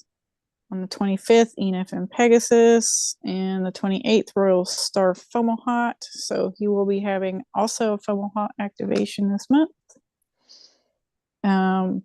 Following Venus's on the 15th. So he's following several days after Venus's Royal Star Fomalhaut alignment. And then another Cygnus alignment on the 30th at Deneb. So lots of Pegasus and Cygnus. We're just kind of in that zone, very up there in the energies. So it does feel like he's doing some stuff, kind of like calibrating higher dimensional things, kind of like running something a little bit in the background, like just working away on something there. So, as Mars does. As Mars does. Yes. Stuff getting ish done. Yeah. Once he goes into Aquarius, I think it's a good opportunity, like, how we're talking about with Venus. Hold some space, make some choices to hold some space for others. Or, I mean, if you feel called to it, if you're in a place where that feels like a step for you, it's a call to action there for sure. How are you contributing to the collective, your friend groups, your social circles? Like, what sort of big ideas do you have that you would like to put into motion? Maybe start taking some action steps there. Exactly. And if you're trying to, let's say, create a new technology or do some sort of humanitarian work, aligning with a certain group so that you can accomplish that goal and not thinking that you have to take action all alone. Especially as Mars is moving conjunct Saturn. Once we get into April, like teamwork makes the dream work, or teamwork makes the reality work. And that's how you create your reality as a high-tech experience. So and how to rework class consciousnesses, that it doesn't have to be a war, right? It doesn't have to be Mars coming with a club and making change like that. It's just a gentle shift from the inside out. Like, it's just, one person makes a change in a certain direction, and it's somebody else sees that person model that, and they're like, oh, well, if that person can do it, I can do this too. And they go off and do the thing. Exactly. In their own perfect way. Yeah. Yep. Mars loves to be a trailblazer. So it's all about setting that path, showing others exactly like you said, that it's possible. Yeah. And it's 1:44 right now. So yes. I'm going to take that as a F yes. Exactly.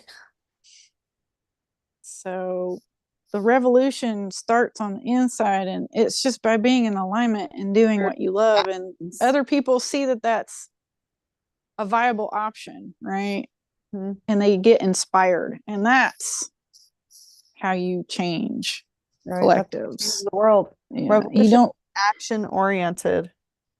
You don't go blow shit up to make any kind of long lasting change. Like, fear is not the way you do. Fear and like might makes right is not the model. It's never going to be stable long term. So this feels like a different kind of shift.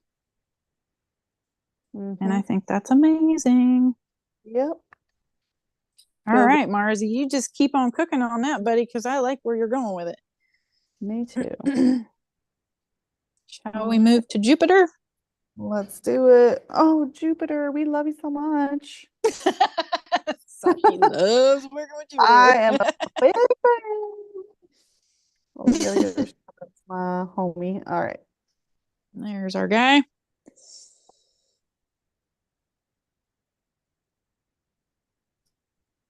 All right. Oop. Yep. Okay, got him. Got him in your sights. Okay. So he's still cruising through the Aries Cetus void. He's starting to close in on moving into Taurus, but it won't be this month. I think it's in April. It's either April or May.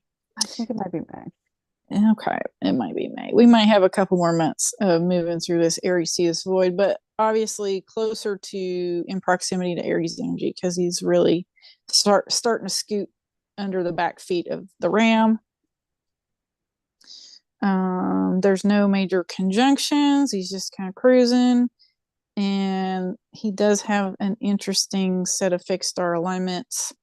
They're almost conjunct in the sky, but because Jupiter moves so slow, the exact dates are actually a few days apart.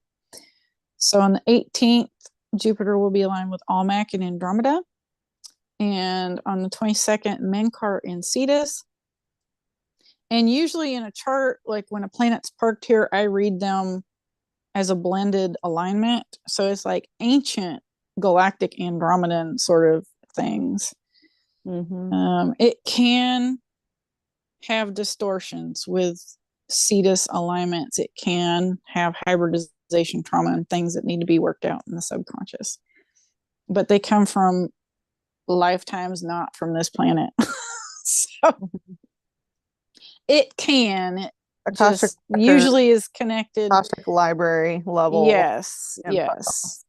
Yeah, you do have to get into those sort of deep layers of galactic Akashic things to move through those kinds of things. So Jupiter there is like expanding some of that stuff. So it's going to be an opportunity to get into that deep Akashic. It might mean you got some cleanup work to do, but he's still going to open the books for you and be like, look at this over here. Hey, did you know this was over here? This has been here for a millennia. Maybe we should take a look at that. That kind of thing. So he'll try and make it fun as best he can. And on the other side of that is going to be some amazing reconnections, connections, aha moments, that kind of stuff. Feels like a great opportunity to get into an Akashic Records reading. Go to it, right? Like, don't wait till he drags it on your doorstep because it will be less fun than if you take the initiative and work with Jupiter. He's such a helpful guy. If you just ask, sit down and ask questions.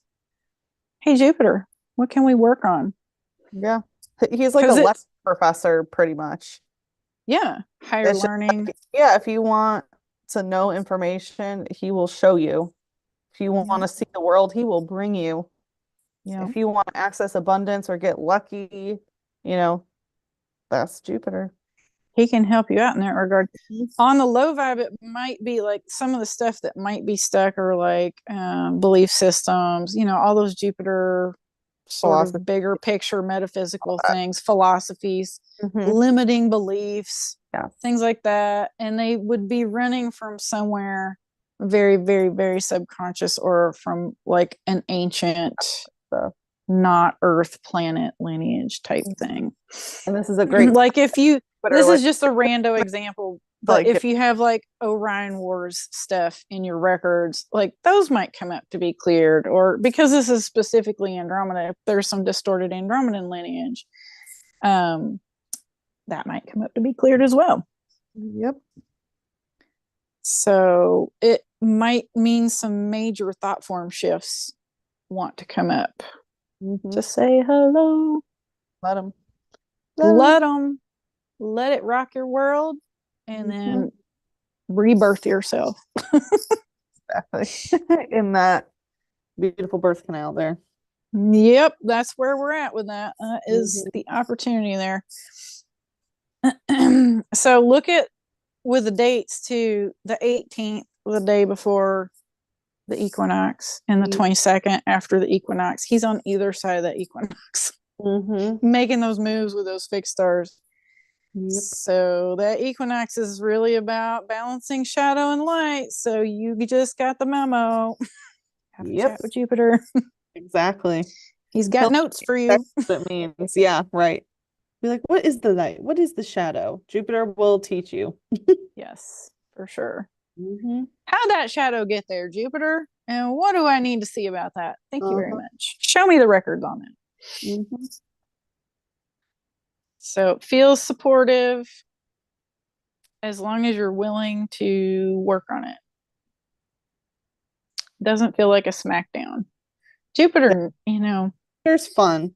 He's not. usually, like, it can mean the thing is big, like it can mean like it's a big issue, but usually Jupiter will also help you.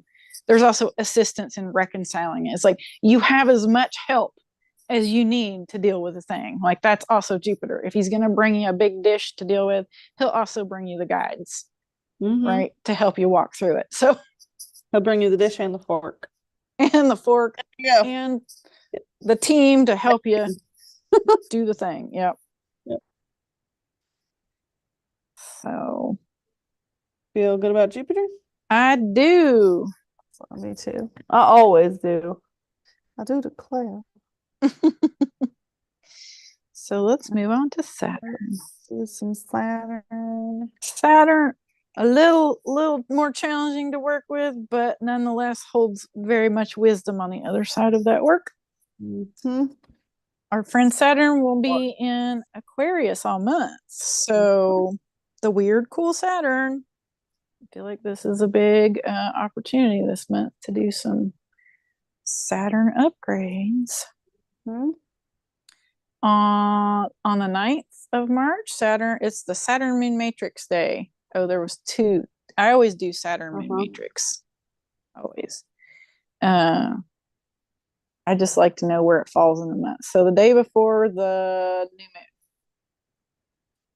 moon, the moon will transit Saturn. Feels significant to me. Mm-hmm. Always. It's like a memo for the new moon. And then on the 21st, that interesting Venus Saturn conjunction, which I think will be cool. And then, of course, on the 21st, that Venus Saturn conjunction aligns with Alpha Hydrus. So just to put a note in this section, if you only listen to the Saturn timestamp, I'm going to do a little bit of research on the constellation Hydrus and probably do an Instagram post about the significance, since it's showing up on interesting correlating days with other things. I think there's something to look at here. So see if we can dig it. So thoughts? Saturn in Aquarius all month? I mean, we talked about Saturn in Aquarius for the past, I think, since the beginning of our transit episode. So I don't think I have much more. Just keep an eye on the way that you are experiencing science and technology as it relates to social structures and government. Don't be swindled, don't be bullied into becoming an extremist. Definitely important to utilize technology for any sort of Saturn thing that you are implementing in your life, whether it's building a business, making a 5-year plan, having a family, a child, whatever it may be. All that Saturn delayed gratification can kind of, hasten the process by utilizing Aquarian energy properly. Yeah. For me, this feels like, Saturn elementally is lead. It's this, Saturn in Aquarius is beyond lead to gold alchemy. This is like lead to light body rainbow vibes alchemy. Yeah. In Aquarius. So it really, I was going to mention this in the Mercury section, but here we are with Saturn. I feel like it is so relevant, especially this month with Mercury making some of the transits he's making. Breath work. Start a breath work practice. Aquarius is all about that air, baby. Yep. So if you want to get off the ground with Saturn, be weird and cool in ways that help support your body technology to turn all that stuff on. I feel like breath work is key. Yes. So I feel like that's my only extra note for Saturn. That will help the body transmute. breath work helps the body transmute. So find something that you resonate with. It doesn't have to be breath of fire. That tends to be very charging.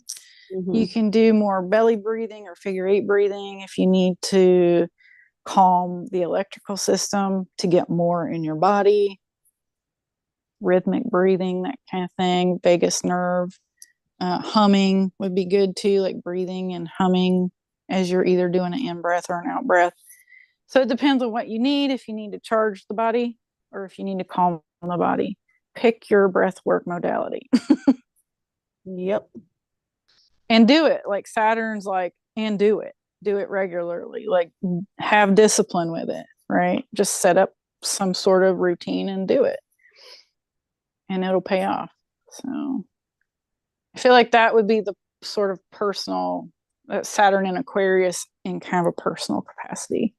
Aquarius does tend to be more bigger picture groups, but I feel like you can also work it for your own personal stuff in that way.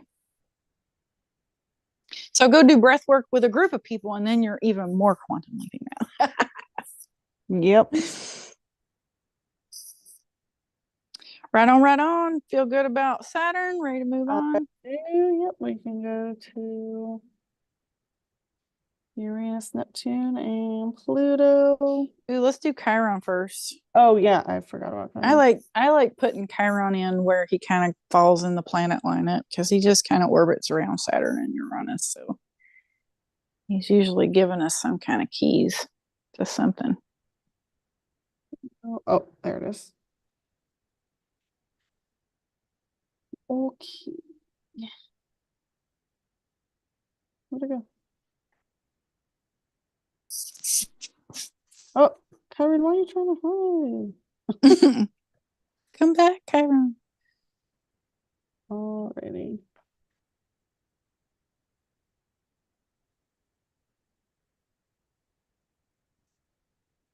All right.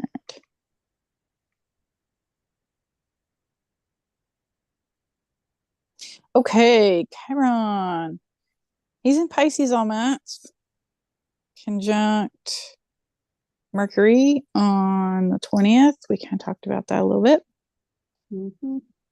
I think that's going to be definitely a bridge there with that Mercury matrix stuff we were talking about in the Mercury section. The day after the equinox. Interesting timing. Healing, healing, healing. This is a great time healing, to healing. do, Yeah. like, aura healing. You know, if you have any auric holes or anything infesting any of your chakras, a great time to clear it. Go see like a sound healer, energy healer, obviously someone that you trust, use discernment. But really, really great time to get into sort of any healing modality. Yeah. And also speak healing words, sound therapy, music therapy. Yeah, I feel like maybe some sort of mirror work would be good too. Like that might be a good bridge. I'm not usually gung-ho about affirmations, but it could just be mirror work in general. Like get in the mirror and have a chat with yourself, right? Like, yeah, that kind of thing. It's more like living an affirmative life. So it's like, Yeah. oh, am I gonna get to this appointment on time? Yes, of course you are. You know, it's like, yeah, I'm gonna get to this appointment on time. It doesn't necessarily have to be like, you know, I am this. It doesn't have to be that kind of affirmation. Yeah, that's more yeah. affirmative mindset of like accomplishing the things that you're meant to accomplish.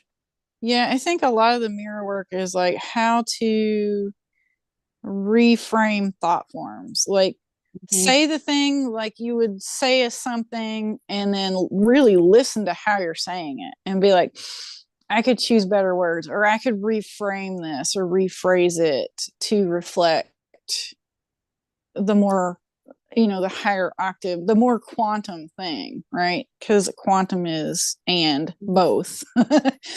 And if you're using a lot of negative words or you're self-deprecating, like I feel like that's a really big, that is the bridging opportunity, is doing that mental reframe. Like listen to how you talk about yourself or talk about others, or that kind of thing. So that can be a big clue. I feel like Chiron is helping us navigate that. Definitely. And we also have lots of information on Chiron and Pisces for, I'm pretty sure, all of our trans episodes as well. Yeah. Yeah. I think it started in like January. Yeah. Like we were saying before, with Mercury and Pisces, it feels very transcendental, lots of maybe clairvoyant or telepathy activations, or maybe some of those things coming through that maybe aren't so fun, like negative thought forms. Could be Chiron and Pisces could be allowing some of those thought forms to come in so you can recode them. So everything that shows up is an opportunity. If you don't like it, you got to start asking questions about it. Why am I getting smack talk in my head all of a sudden? You're tuned into a channel that has some kind of stuck energy in it and you need to address it. That's it. Figure out who's running that. When is it? Those are all the questions. So, and that's a great time to tap into that, the Markab stuff over here. Yeah. With Jupiter. Ask Jupiter about it. Or you mean the Menkar? Or Menkar, Jupiter, sorry. Yeah, the Cetus stuff, like the ancient origins. Yeah. Like is it running from an Earth lifetime? Is it an ancestor? Is it a galactic origin? This month it feels like there might be significant galactic nuggets that want to come up.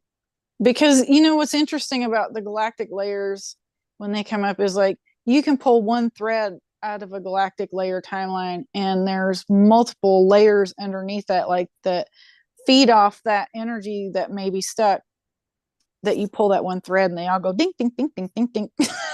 Yep. And it pulls out a whole string of timelines from your Akashic stuff. And it's like, oh, I don't need to work my way up to that anymore and defrag from the bottom up. I can pull this one thread and from the top down, because it's a higher dimensional layer, it pulls it all out. Exactly. So you might have some big timeline shifts, or things might just drop in, like things might get clearer as far as, because we're talking about Chiron and Mercury conjunction and Jupiter Menkar, like you might get glimpses of galactic lifetimes, right? Yep. And be like, oh, that was a war scenario. No wonder I had that blocked out, right? And it was jacking up everything else. And once you clear that, it's like, oh, now I hear my guides. Now I hear my ancestors. I hear all these things now, or see them, or whatever Claire wants to attune. So it can be a fun game sometimes when you have access to those higher dimensional layers that you can work on. Definitely. So build that bridge. Go Chiron. Yes. Ready to move? Ready to go to Uranus. Not literally, but just metaphorically. Just in a planetary sense. Usually this is the time when we get to Uranus and the transits, we do start getting a little loopy. The jokes start coming out. It's true. Okay. But we'll skip it for today. Yeah. So I just went ahead and did all the outer planets on one little page here. So they don't move very fast, guys. So they haven't made a lot of changes. We'll just go through these super quick. Uranus is still in the Aries Cetus area, getting close to moving into Taurus, like much closer to moving into Taurus than Jupiter, although Jupiter will catch up with him next month, I think, or April or May, and will surpass Uranus because he's a further out planet than Jupiter is. No major conjunctions this month and no major fixed star alignments. So he's just doing his thing, cruising slowly towards Taurus. I'm ready for it. Me too. Let that's higher vibe Taurus birth. Yeah. That's amazing Earth tech. Yeah. It's like the planet itself turning its technology on. So. And that is happening, I have to say. Yeah. Yeah, these outer planet cleanup jobs in the last few months has led to some very big Earth energy activations. And, the solar flares are supporting some of those shifts. So be kind to your body because we're all transducers for that stuff. Yep. But it is activating planetary things. I have definitely been getting memos on that. So me too. It's a fascinating time on this planet right now. Absolutely. Yep. Happy to be here. Happy to be here. Okay, so Neptune is in Pisces all month. There's no major fixed start alignments because he's just cruising slowly, but he does have a couple planetary conjunctions, which we've already really covered, but we'll talk about it here anyway. March 8th, Neptune will be conjunct Mercury, and then on the 17th, the Sun.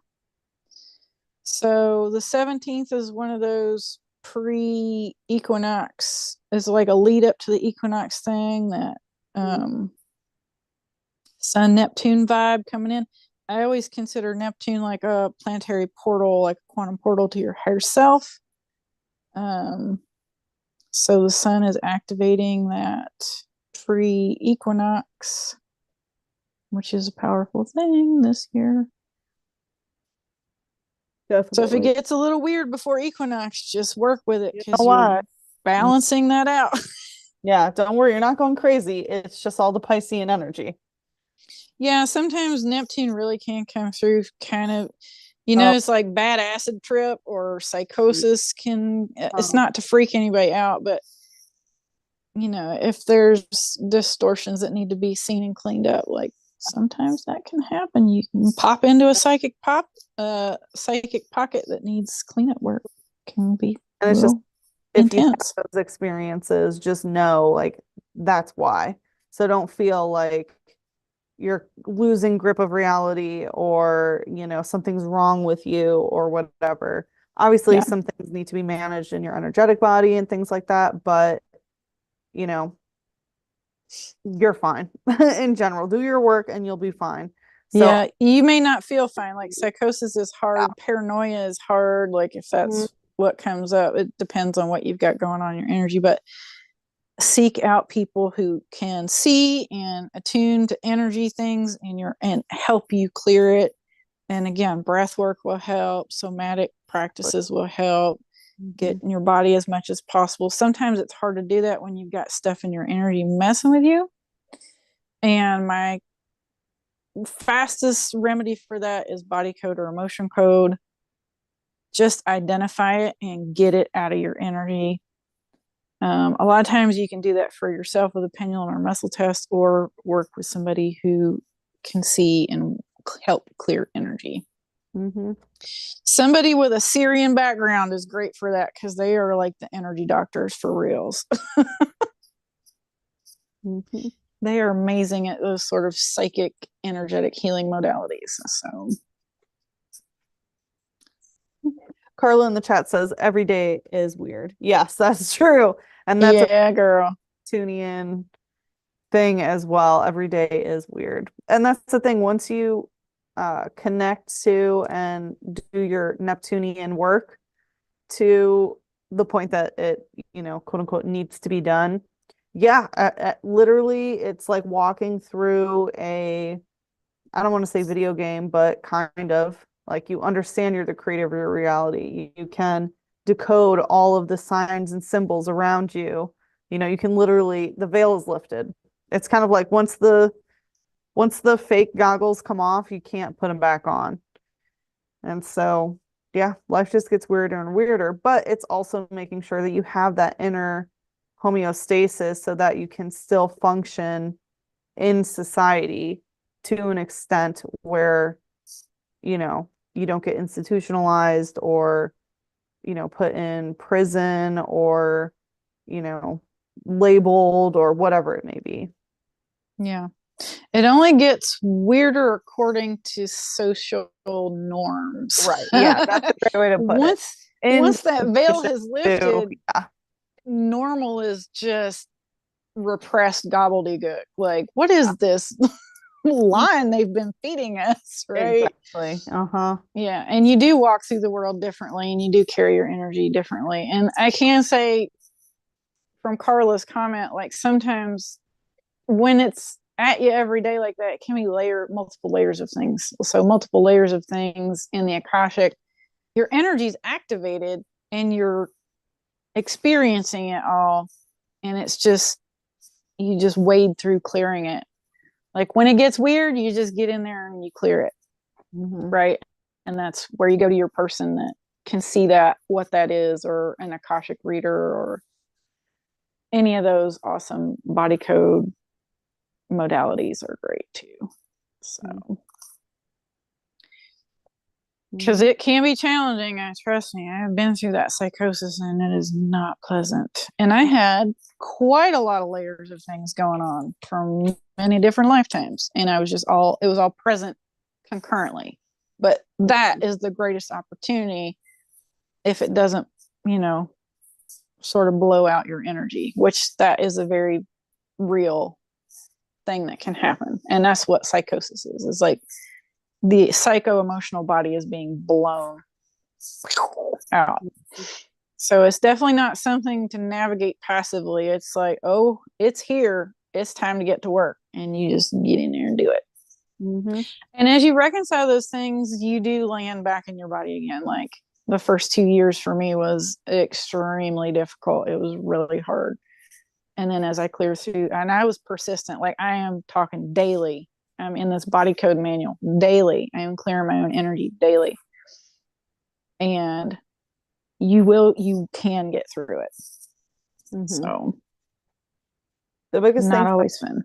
Yeah. The biggest thing that I went through when I had, I guess, some of my bigger awakenings, because I had my first awakening when I was very, very young.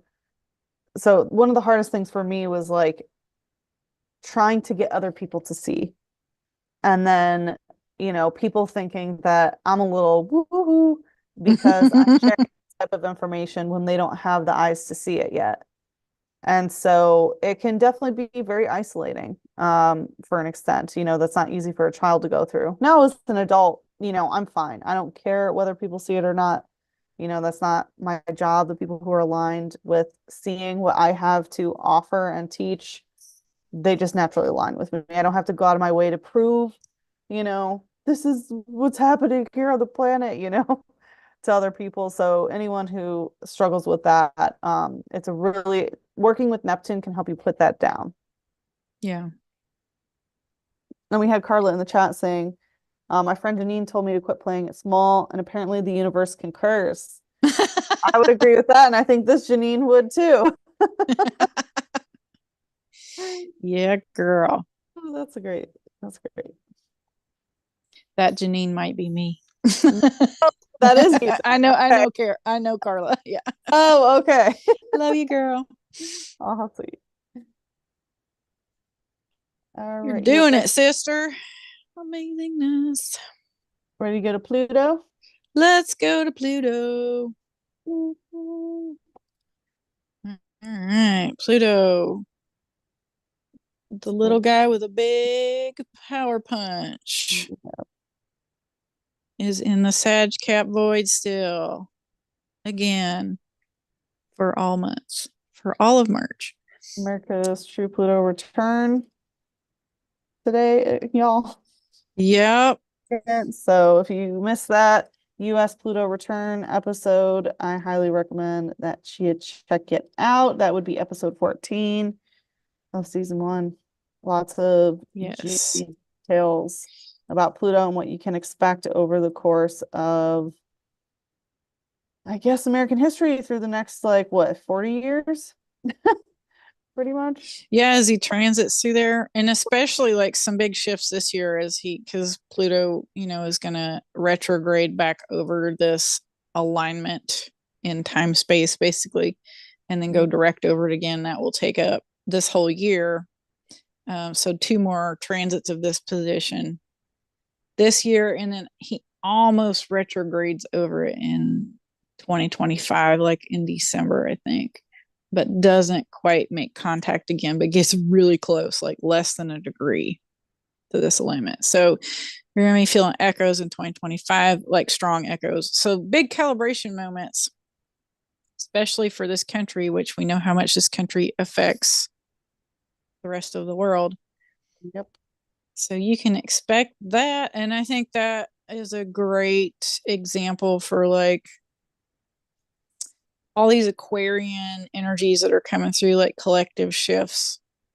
And then, you know, I know this Pluto transit is happening in Sag Cap Void, but I feel like the Aquarian energy is assisting that shift for the greater good this month.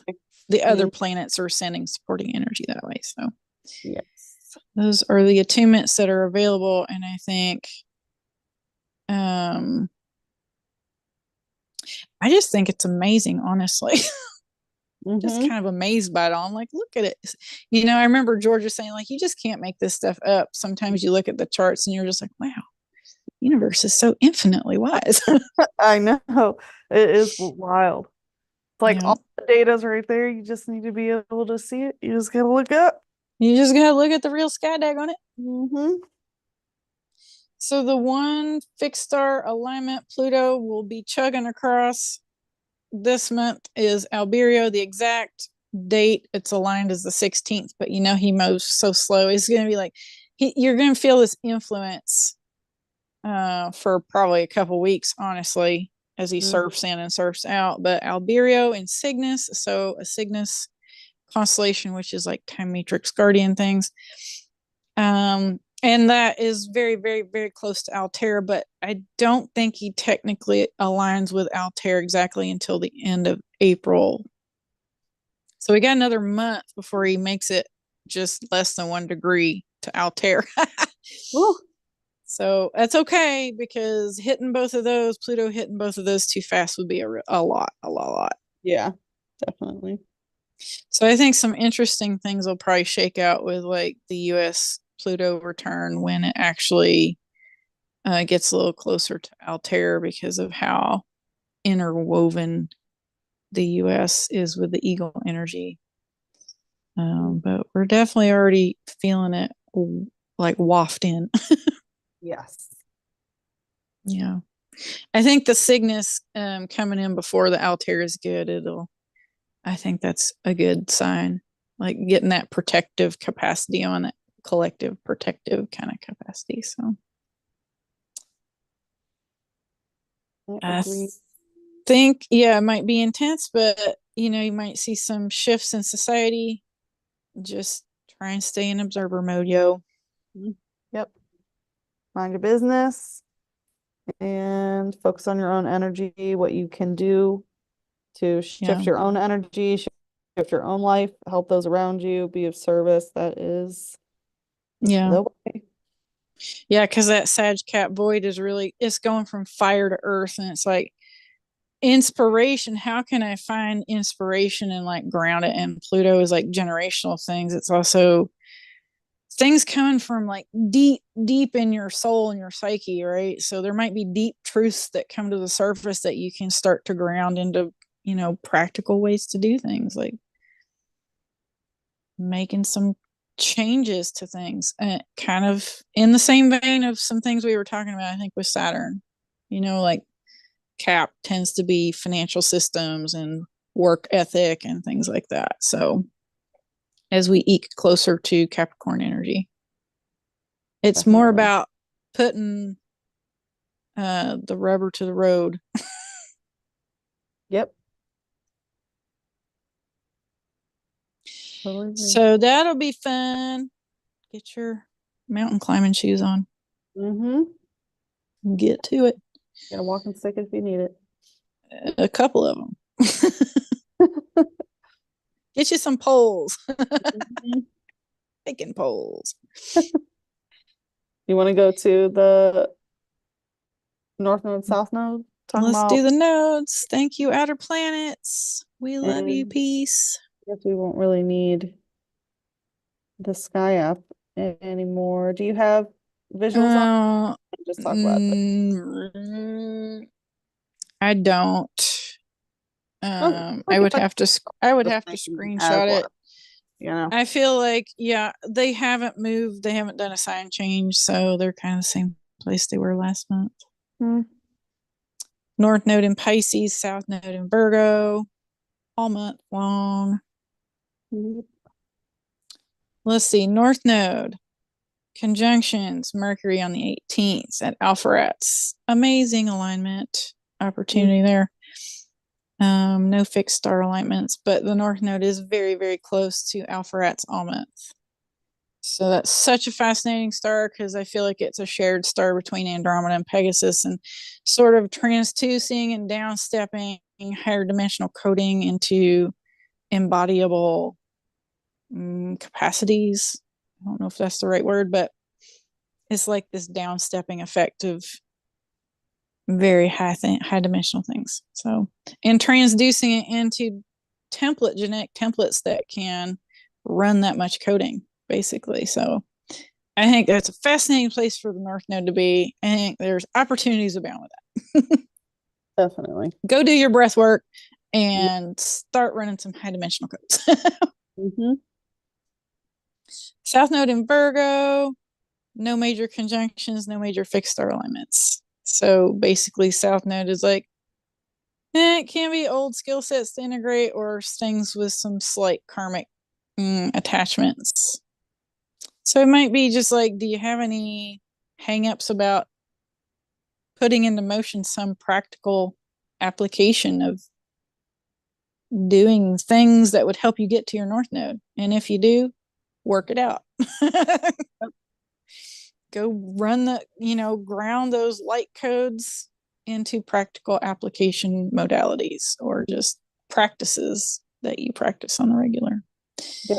And the things that are keeping you from your North Node, like Soul's Mission and stuff, are the choices that you are making on a daily basis. So making sure that you focus on aligning all the small choices so that you can be more North Node oriented rather than South Node.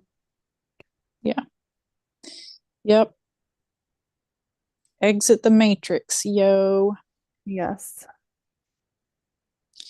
Yeah, that is a really cool axis, being South Node aligned. It's like literally slingshot into higher galactic templates. Like for people who have that job, like galactic, a lot of Pegasi star seeds or galactic template recoders, like it's freaking slingshot engaged this month for that stuff. So again, eating right, drinking good water, getting enough rest, all those really easy daily choices, hygiene, exercise routine, that kind of thing. Like, what else can you incorporate that might be interesting? Obviously breath work, because we talked about that, but yoga, stretching, kriyas, that kind of stuff. You are service oriented as well. Even though we talked a lot about that for through Aquarius in terms of humanitarian, but Virgo rules the service sector. So it's like how you humanity, or it's like how you just serve others, period. Yeah. I feel like Virgo too is like once your own cup runneth over, a year of service from a place of like your own experience, right? And so maybe you're not experiencing enough. Maybe you don't or maybe you don't feel like you have anything to share because you're so in your own work or that kind of thing. So I think some of the Virgo lessons too is like good boundaries are really necessary, because if the focus is on self-improvement for yourself, great, stay in that lane. If you feel like you've got things you can contribute or share that would be helpful in practical ways and you have the energy to do it, by all means. But if you don't, if you're like, oh, it would be too much or it'd be exhausting, then don't, right? Just focus on doing it for you. Yep.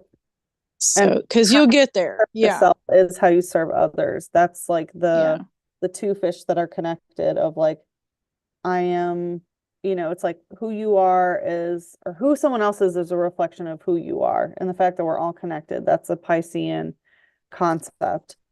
But with Virgo stuff, it's like you have to serve yourself first. You can't pour from an empty cup. You have to be making sure that you are, because, there's a lot of people that just, want to do good. They're do-gooders and they want to help everyone, but at the expense of their own needs. And that usually is expressed through the lowest vibrations of Virgo, of people who are just overly self-sacrificing.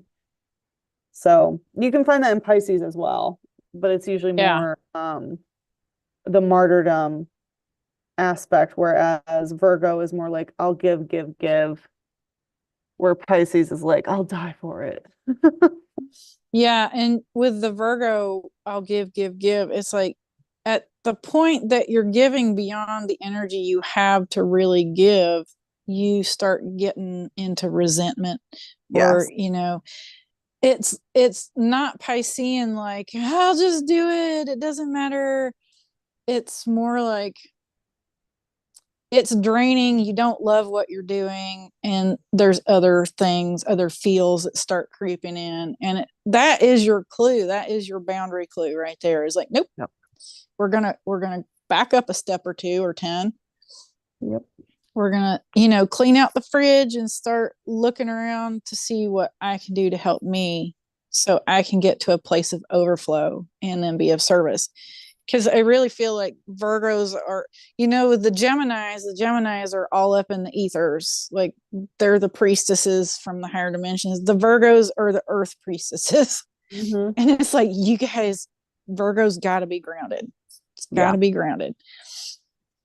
So there's more emphasis on the physical with Virgo for sure. But it's still about transducing. But Virgos are really like this conduit, this in between those higher realms and the earth. So I would say at that dimension is like, they're probably running a lot of codes to the planet. So your antenna needs to be running clear too. Definitely. Just from a personal point of view, not so much like, how are you being of service? Maybe you're just here to transduce codes. Maybe that's your sole job, and your job is to be healthy. Yep. It can be as simple as that. Embody health, so other people can be like, oh, look, they can do it, I can do it. To be healthy and travel when you get the memo, right? Like, oh, some gates need attuned over here in this state. I just got the message. I got to take a road trip, and I'm going to fast 2 days before I go. It can be as easy as that and as fun as that, because that is being of service. It's just to a greater consciousness, like a planetary consciousness, versus like what you think being of service means being of service to people. It doesn't always have to be to people. Maybe it's animals. Like, Virgo is associated with animals too, or the 6th house in Virgo. I think it's like small animals, right? So nature friends. I would say like service pets.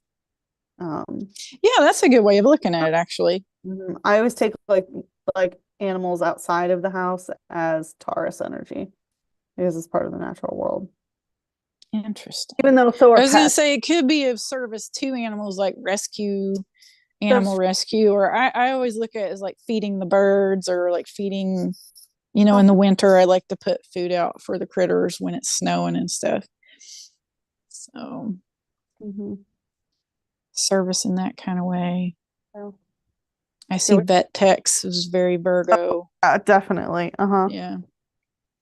Yeah. Obviously healthcare stuff, like caring for the health of insert thing here. Yeah. Virgos just really love other people to be healthy. Yeah, just the biggest thing is that they need to make sure that they don't become unhealthy as they're making other people healthy. Yep. So if you got South Node hangups. And we'll talk so much more about Virgo on our next episode too. Like, yeah, pieces of info that have so much to expand on too. Yes, our much awaited Virgo episode, since we moved it for the US Pluto return episode. It's coming. So you want to throw your 2 cents in the hat for the March Power Day? It's hard to say, a specific day. It really feels like it goes from the 19th to the 25th or even the 17th with the energy that we had during that day. But I mean, I gotta say, 19th and 25th would be the two biggest days for sure, the equinox and the lunar eclipse. Yeah, I think the 21st is going to be interesting, an interesting spike too. Something interesting is going to happen on the 21st, or some energy is going to want to calibrate. 3, 2, 1. Maybe karmic release stuff, or just a whole new gear on the 21st for some folks. So yeah, I'm with you on that. Definitely the lunar eclipse on the 25th, the full moon. And I think the 19th, but also the lead up. I think a few days, like 16th, 17th, 18th, we're going to be feeling it. Yeah. So basically just the whole second half of March. Yes. Last week and a half of March or so. But the new moon is just setting us up for that this month. So just surf it the best way you know how, y'all. Yep, some big attunements coming through this month. Really cool stuff on the other end of it, for sure. Absolutely. Good times. All right. You feel good about March info? Feel good about March info. Awesome. Well, thank you all again for joining us in the live. Thank you for everyone who was chatting with us in the live chat. We are your hosts, Sachi and Janine. You can find me at Sachi the Seer on Instagram, YouTube, and X, formerly Twitter. My books are generally closed, although I did just open my books to one type of astrology service. I translate your big six, so your sun, moon, rising, Mercury, Venus, and Mars, into a Pokemon party.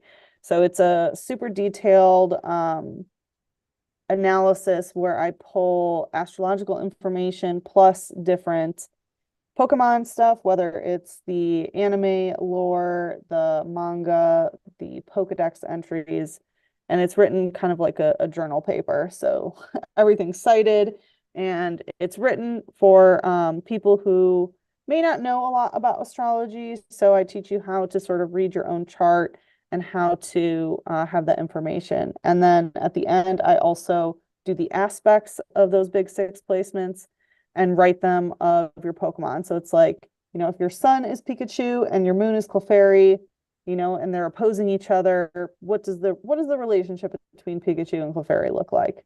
So really cool service. I only had it open once, and everyone who got one really, really loved it. So I'm really happy to be doing that service again. So if that maybe tickles your fancy, or a Pokemon fan in your life, you can sign up for that service at thespiritualgymleaders.com. Or you can reach out to me on Instagram or email. But in general, my books are still closed. Although with all March transits, that might be changing this upcoming. So keep a lookout on my socials for the info. I think that sounds fun. I love the Pokemon-y, the divination of Pokemon cards is such a genius idea. Seriously. Yeah, thank you. Yep. Pokemon is so fun. So you'd be amazed at the level of information you can get. It's just like Oracle cards, basically. It's amazing. You don't have to be into Pokemon to appreciate a good reading from Sachi. So highly recommend. And my books are closed. I'm Janine, Inner Sky Alchemy on Instagram. My books are closed. We are in the throes of working on the rest of the year for the daily planner. So I'll be out for a while longer till we get that done, which will obviously be, it'll be done by hell or high water by March, at the end of March. But maybe I'll open my books in April. Oh my goodness. Oh. All kinds of tech glitches. All right. Yeah, I accidentally got bumped out. I'm not sure if it still I should think be it's going. the solar. Honestly, I think it's the solar flares. Like it's been wild today with the tech stuff. So just par for the course. So Did yeah, you that's say your socials and stuff? I'm not sure. I got kicked off when you were of the live. talking, so. Yeah, Mm-hmm. I got it. Okay. All right. Good as it's getting. Okay. All right. Well, thank you all. Hope that you don't have any tech issues, listeners. Hopefully this stream went through properly and all that. Our next episode will be in 2 weeks. That will be on March 7th, and that is the long-awaited Virgo episode, and we will be doing that here live on YouTube. So come join us, come chit chat with us. We will be answering all of your Virgo questions and more. And until then, keep your feet on the ground and your eyes to the skies, because the true sky don't lie. Yahoo! Have a good night, Good everybody. night, everybody. Bye-bye.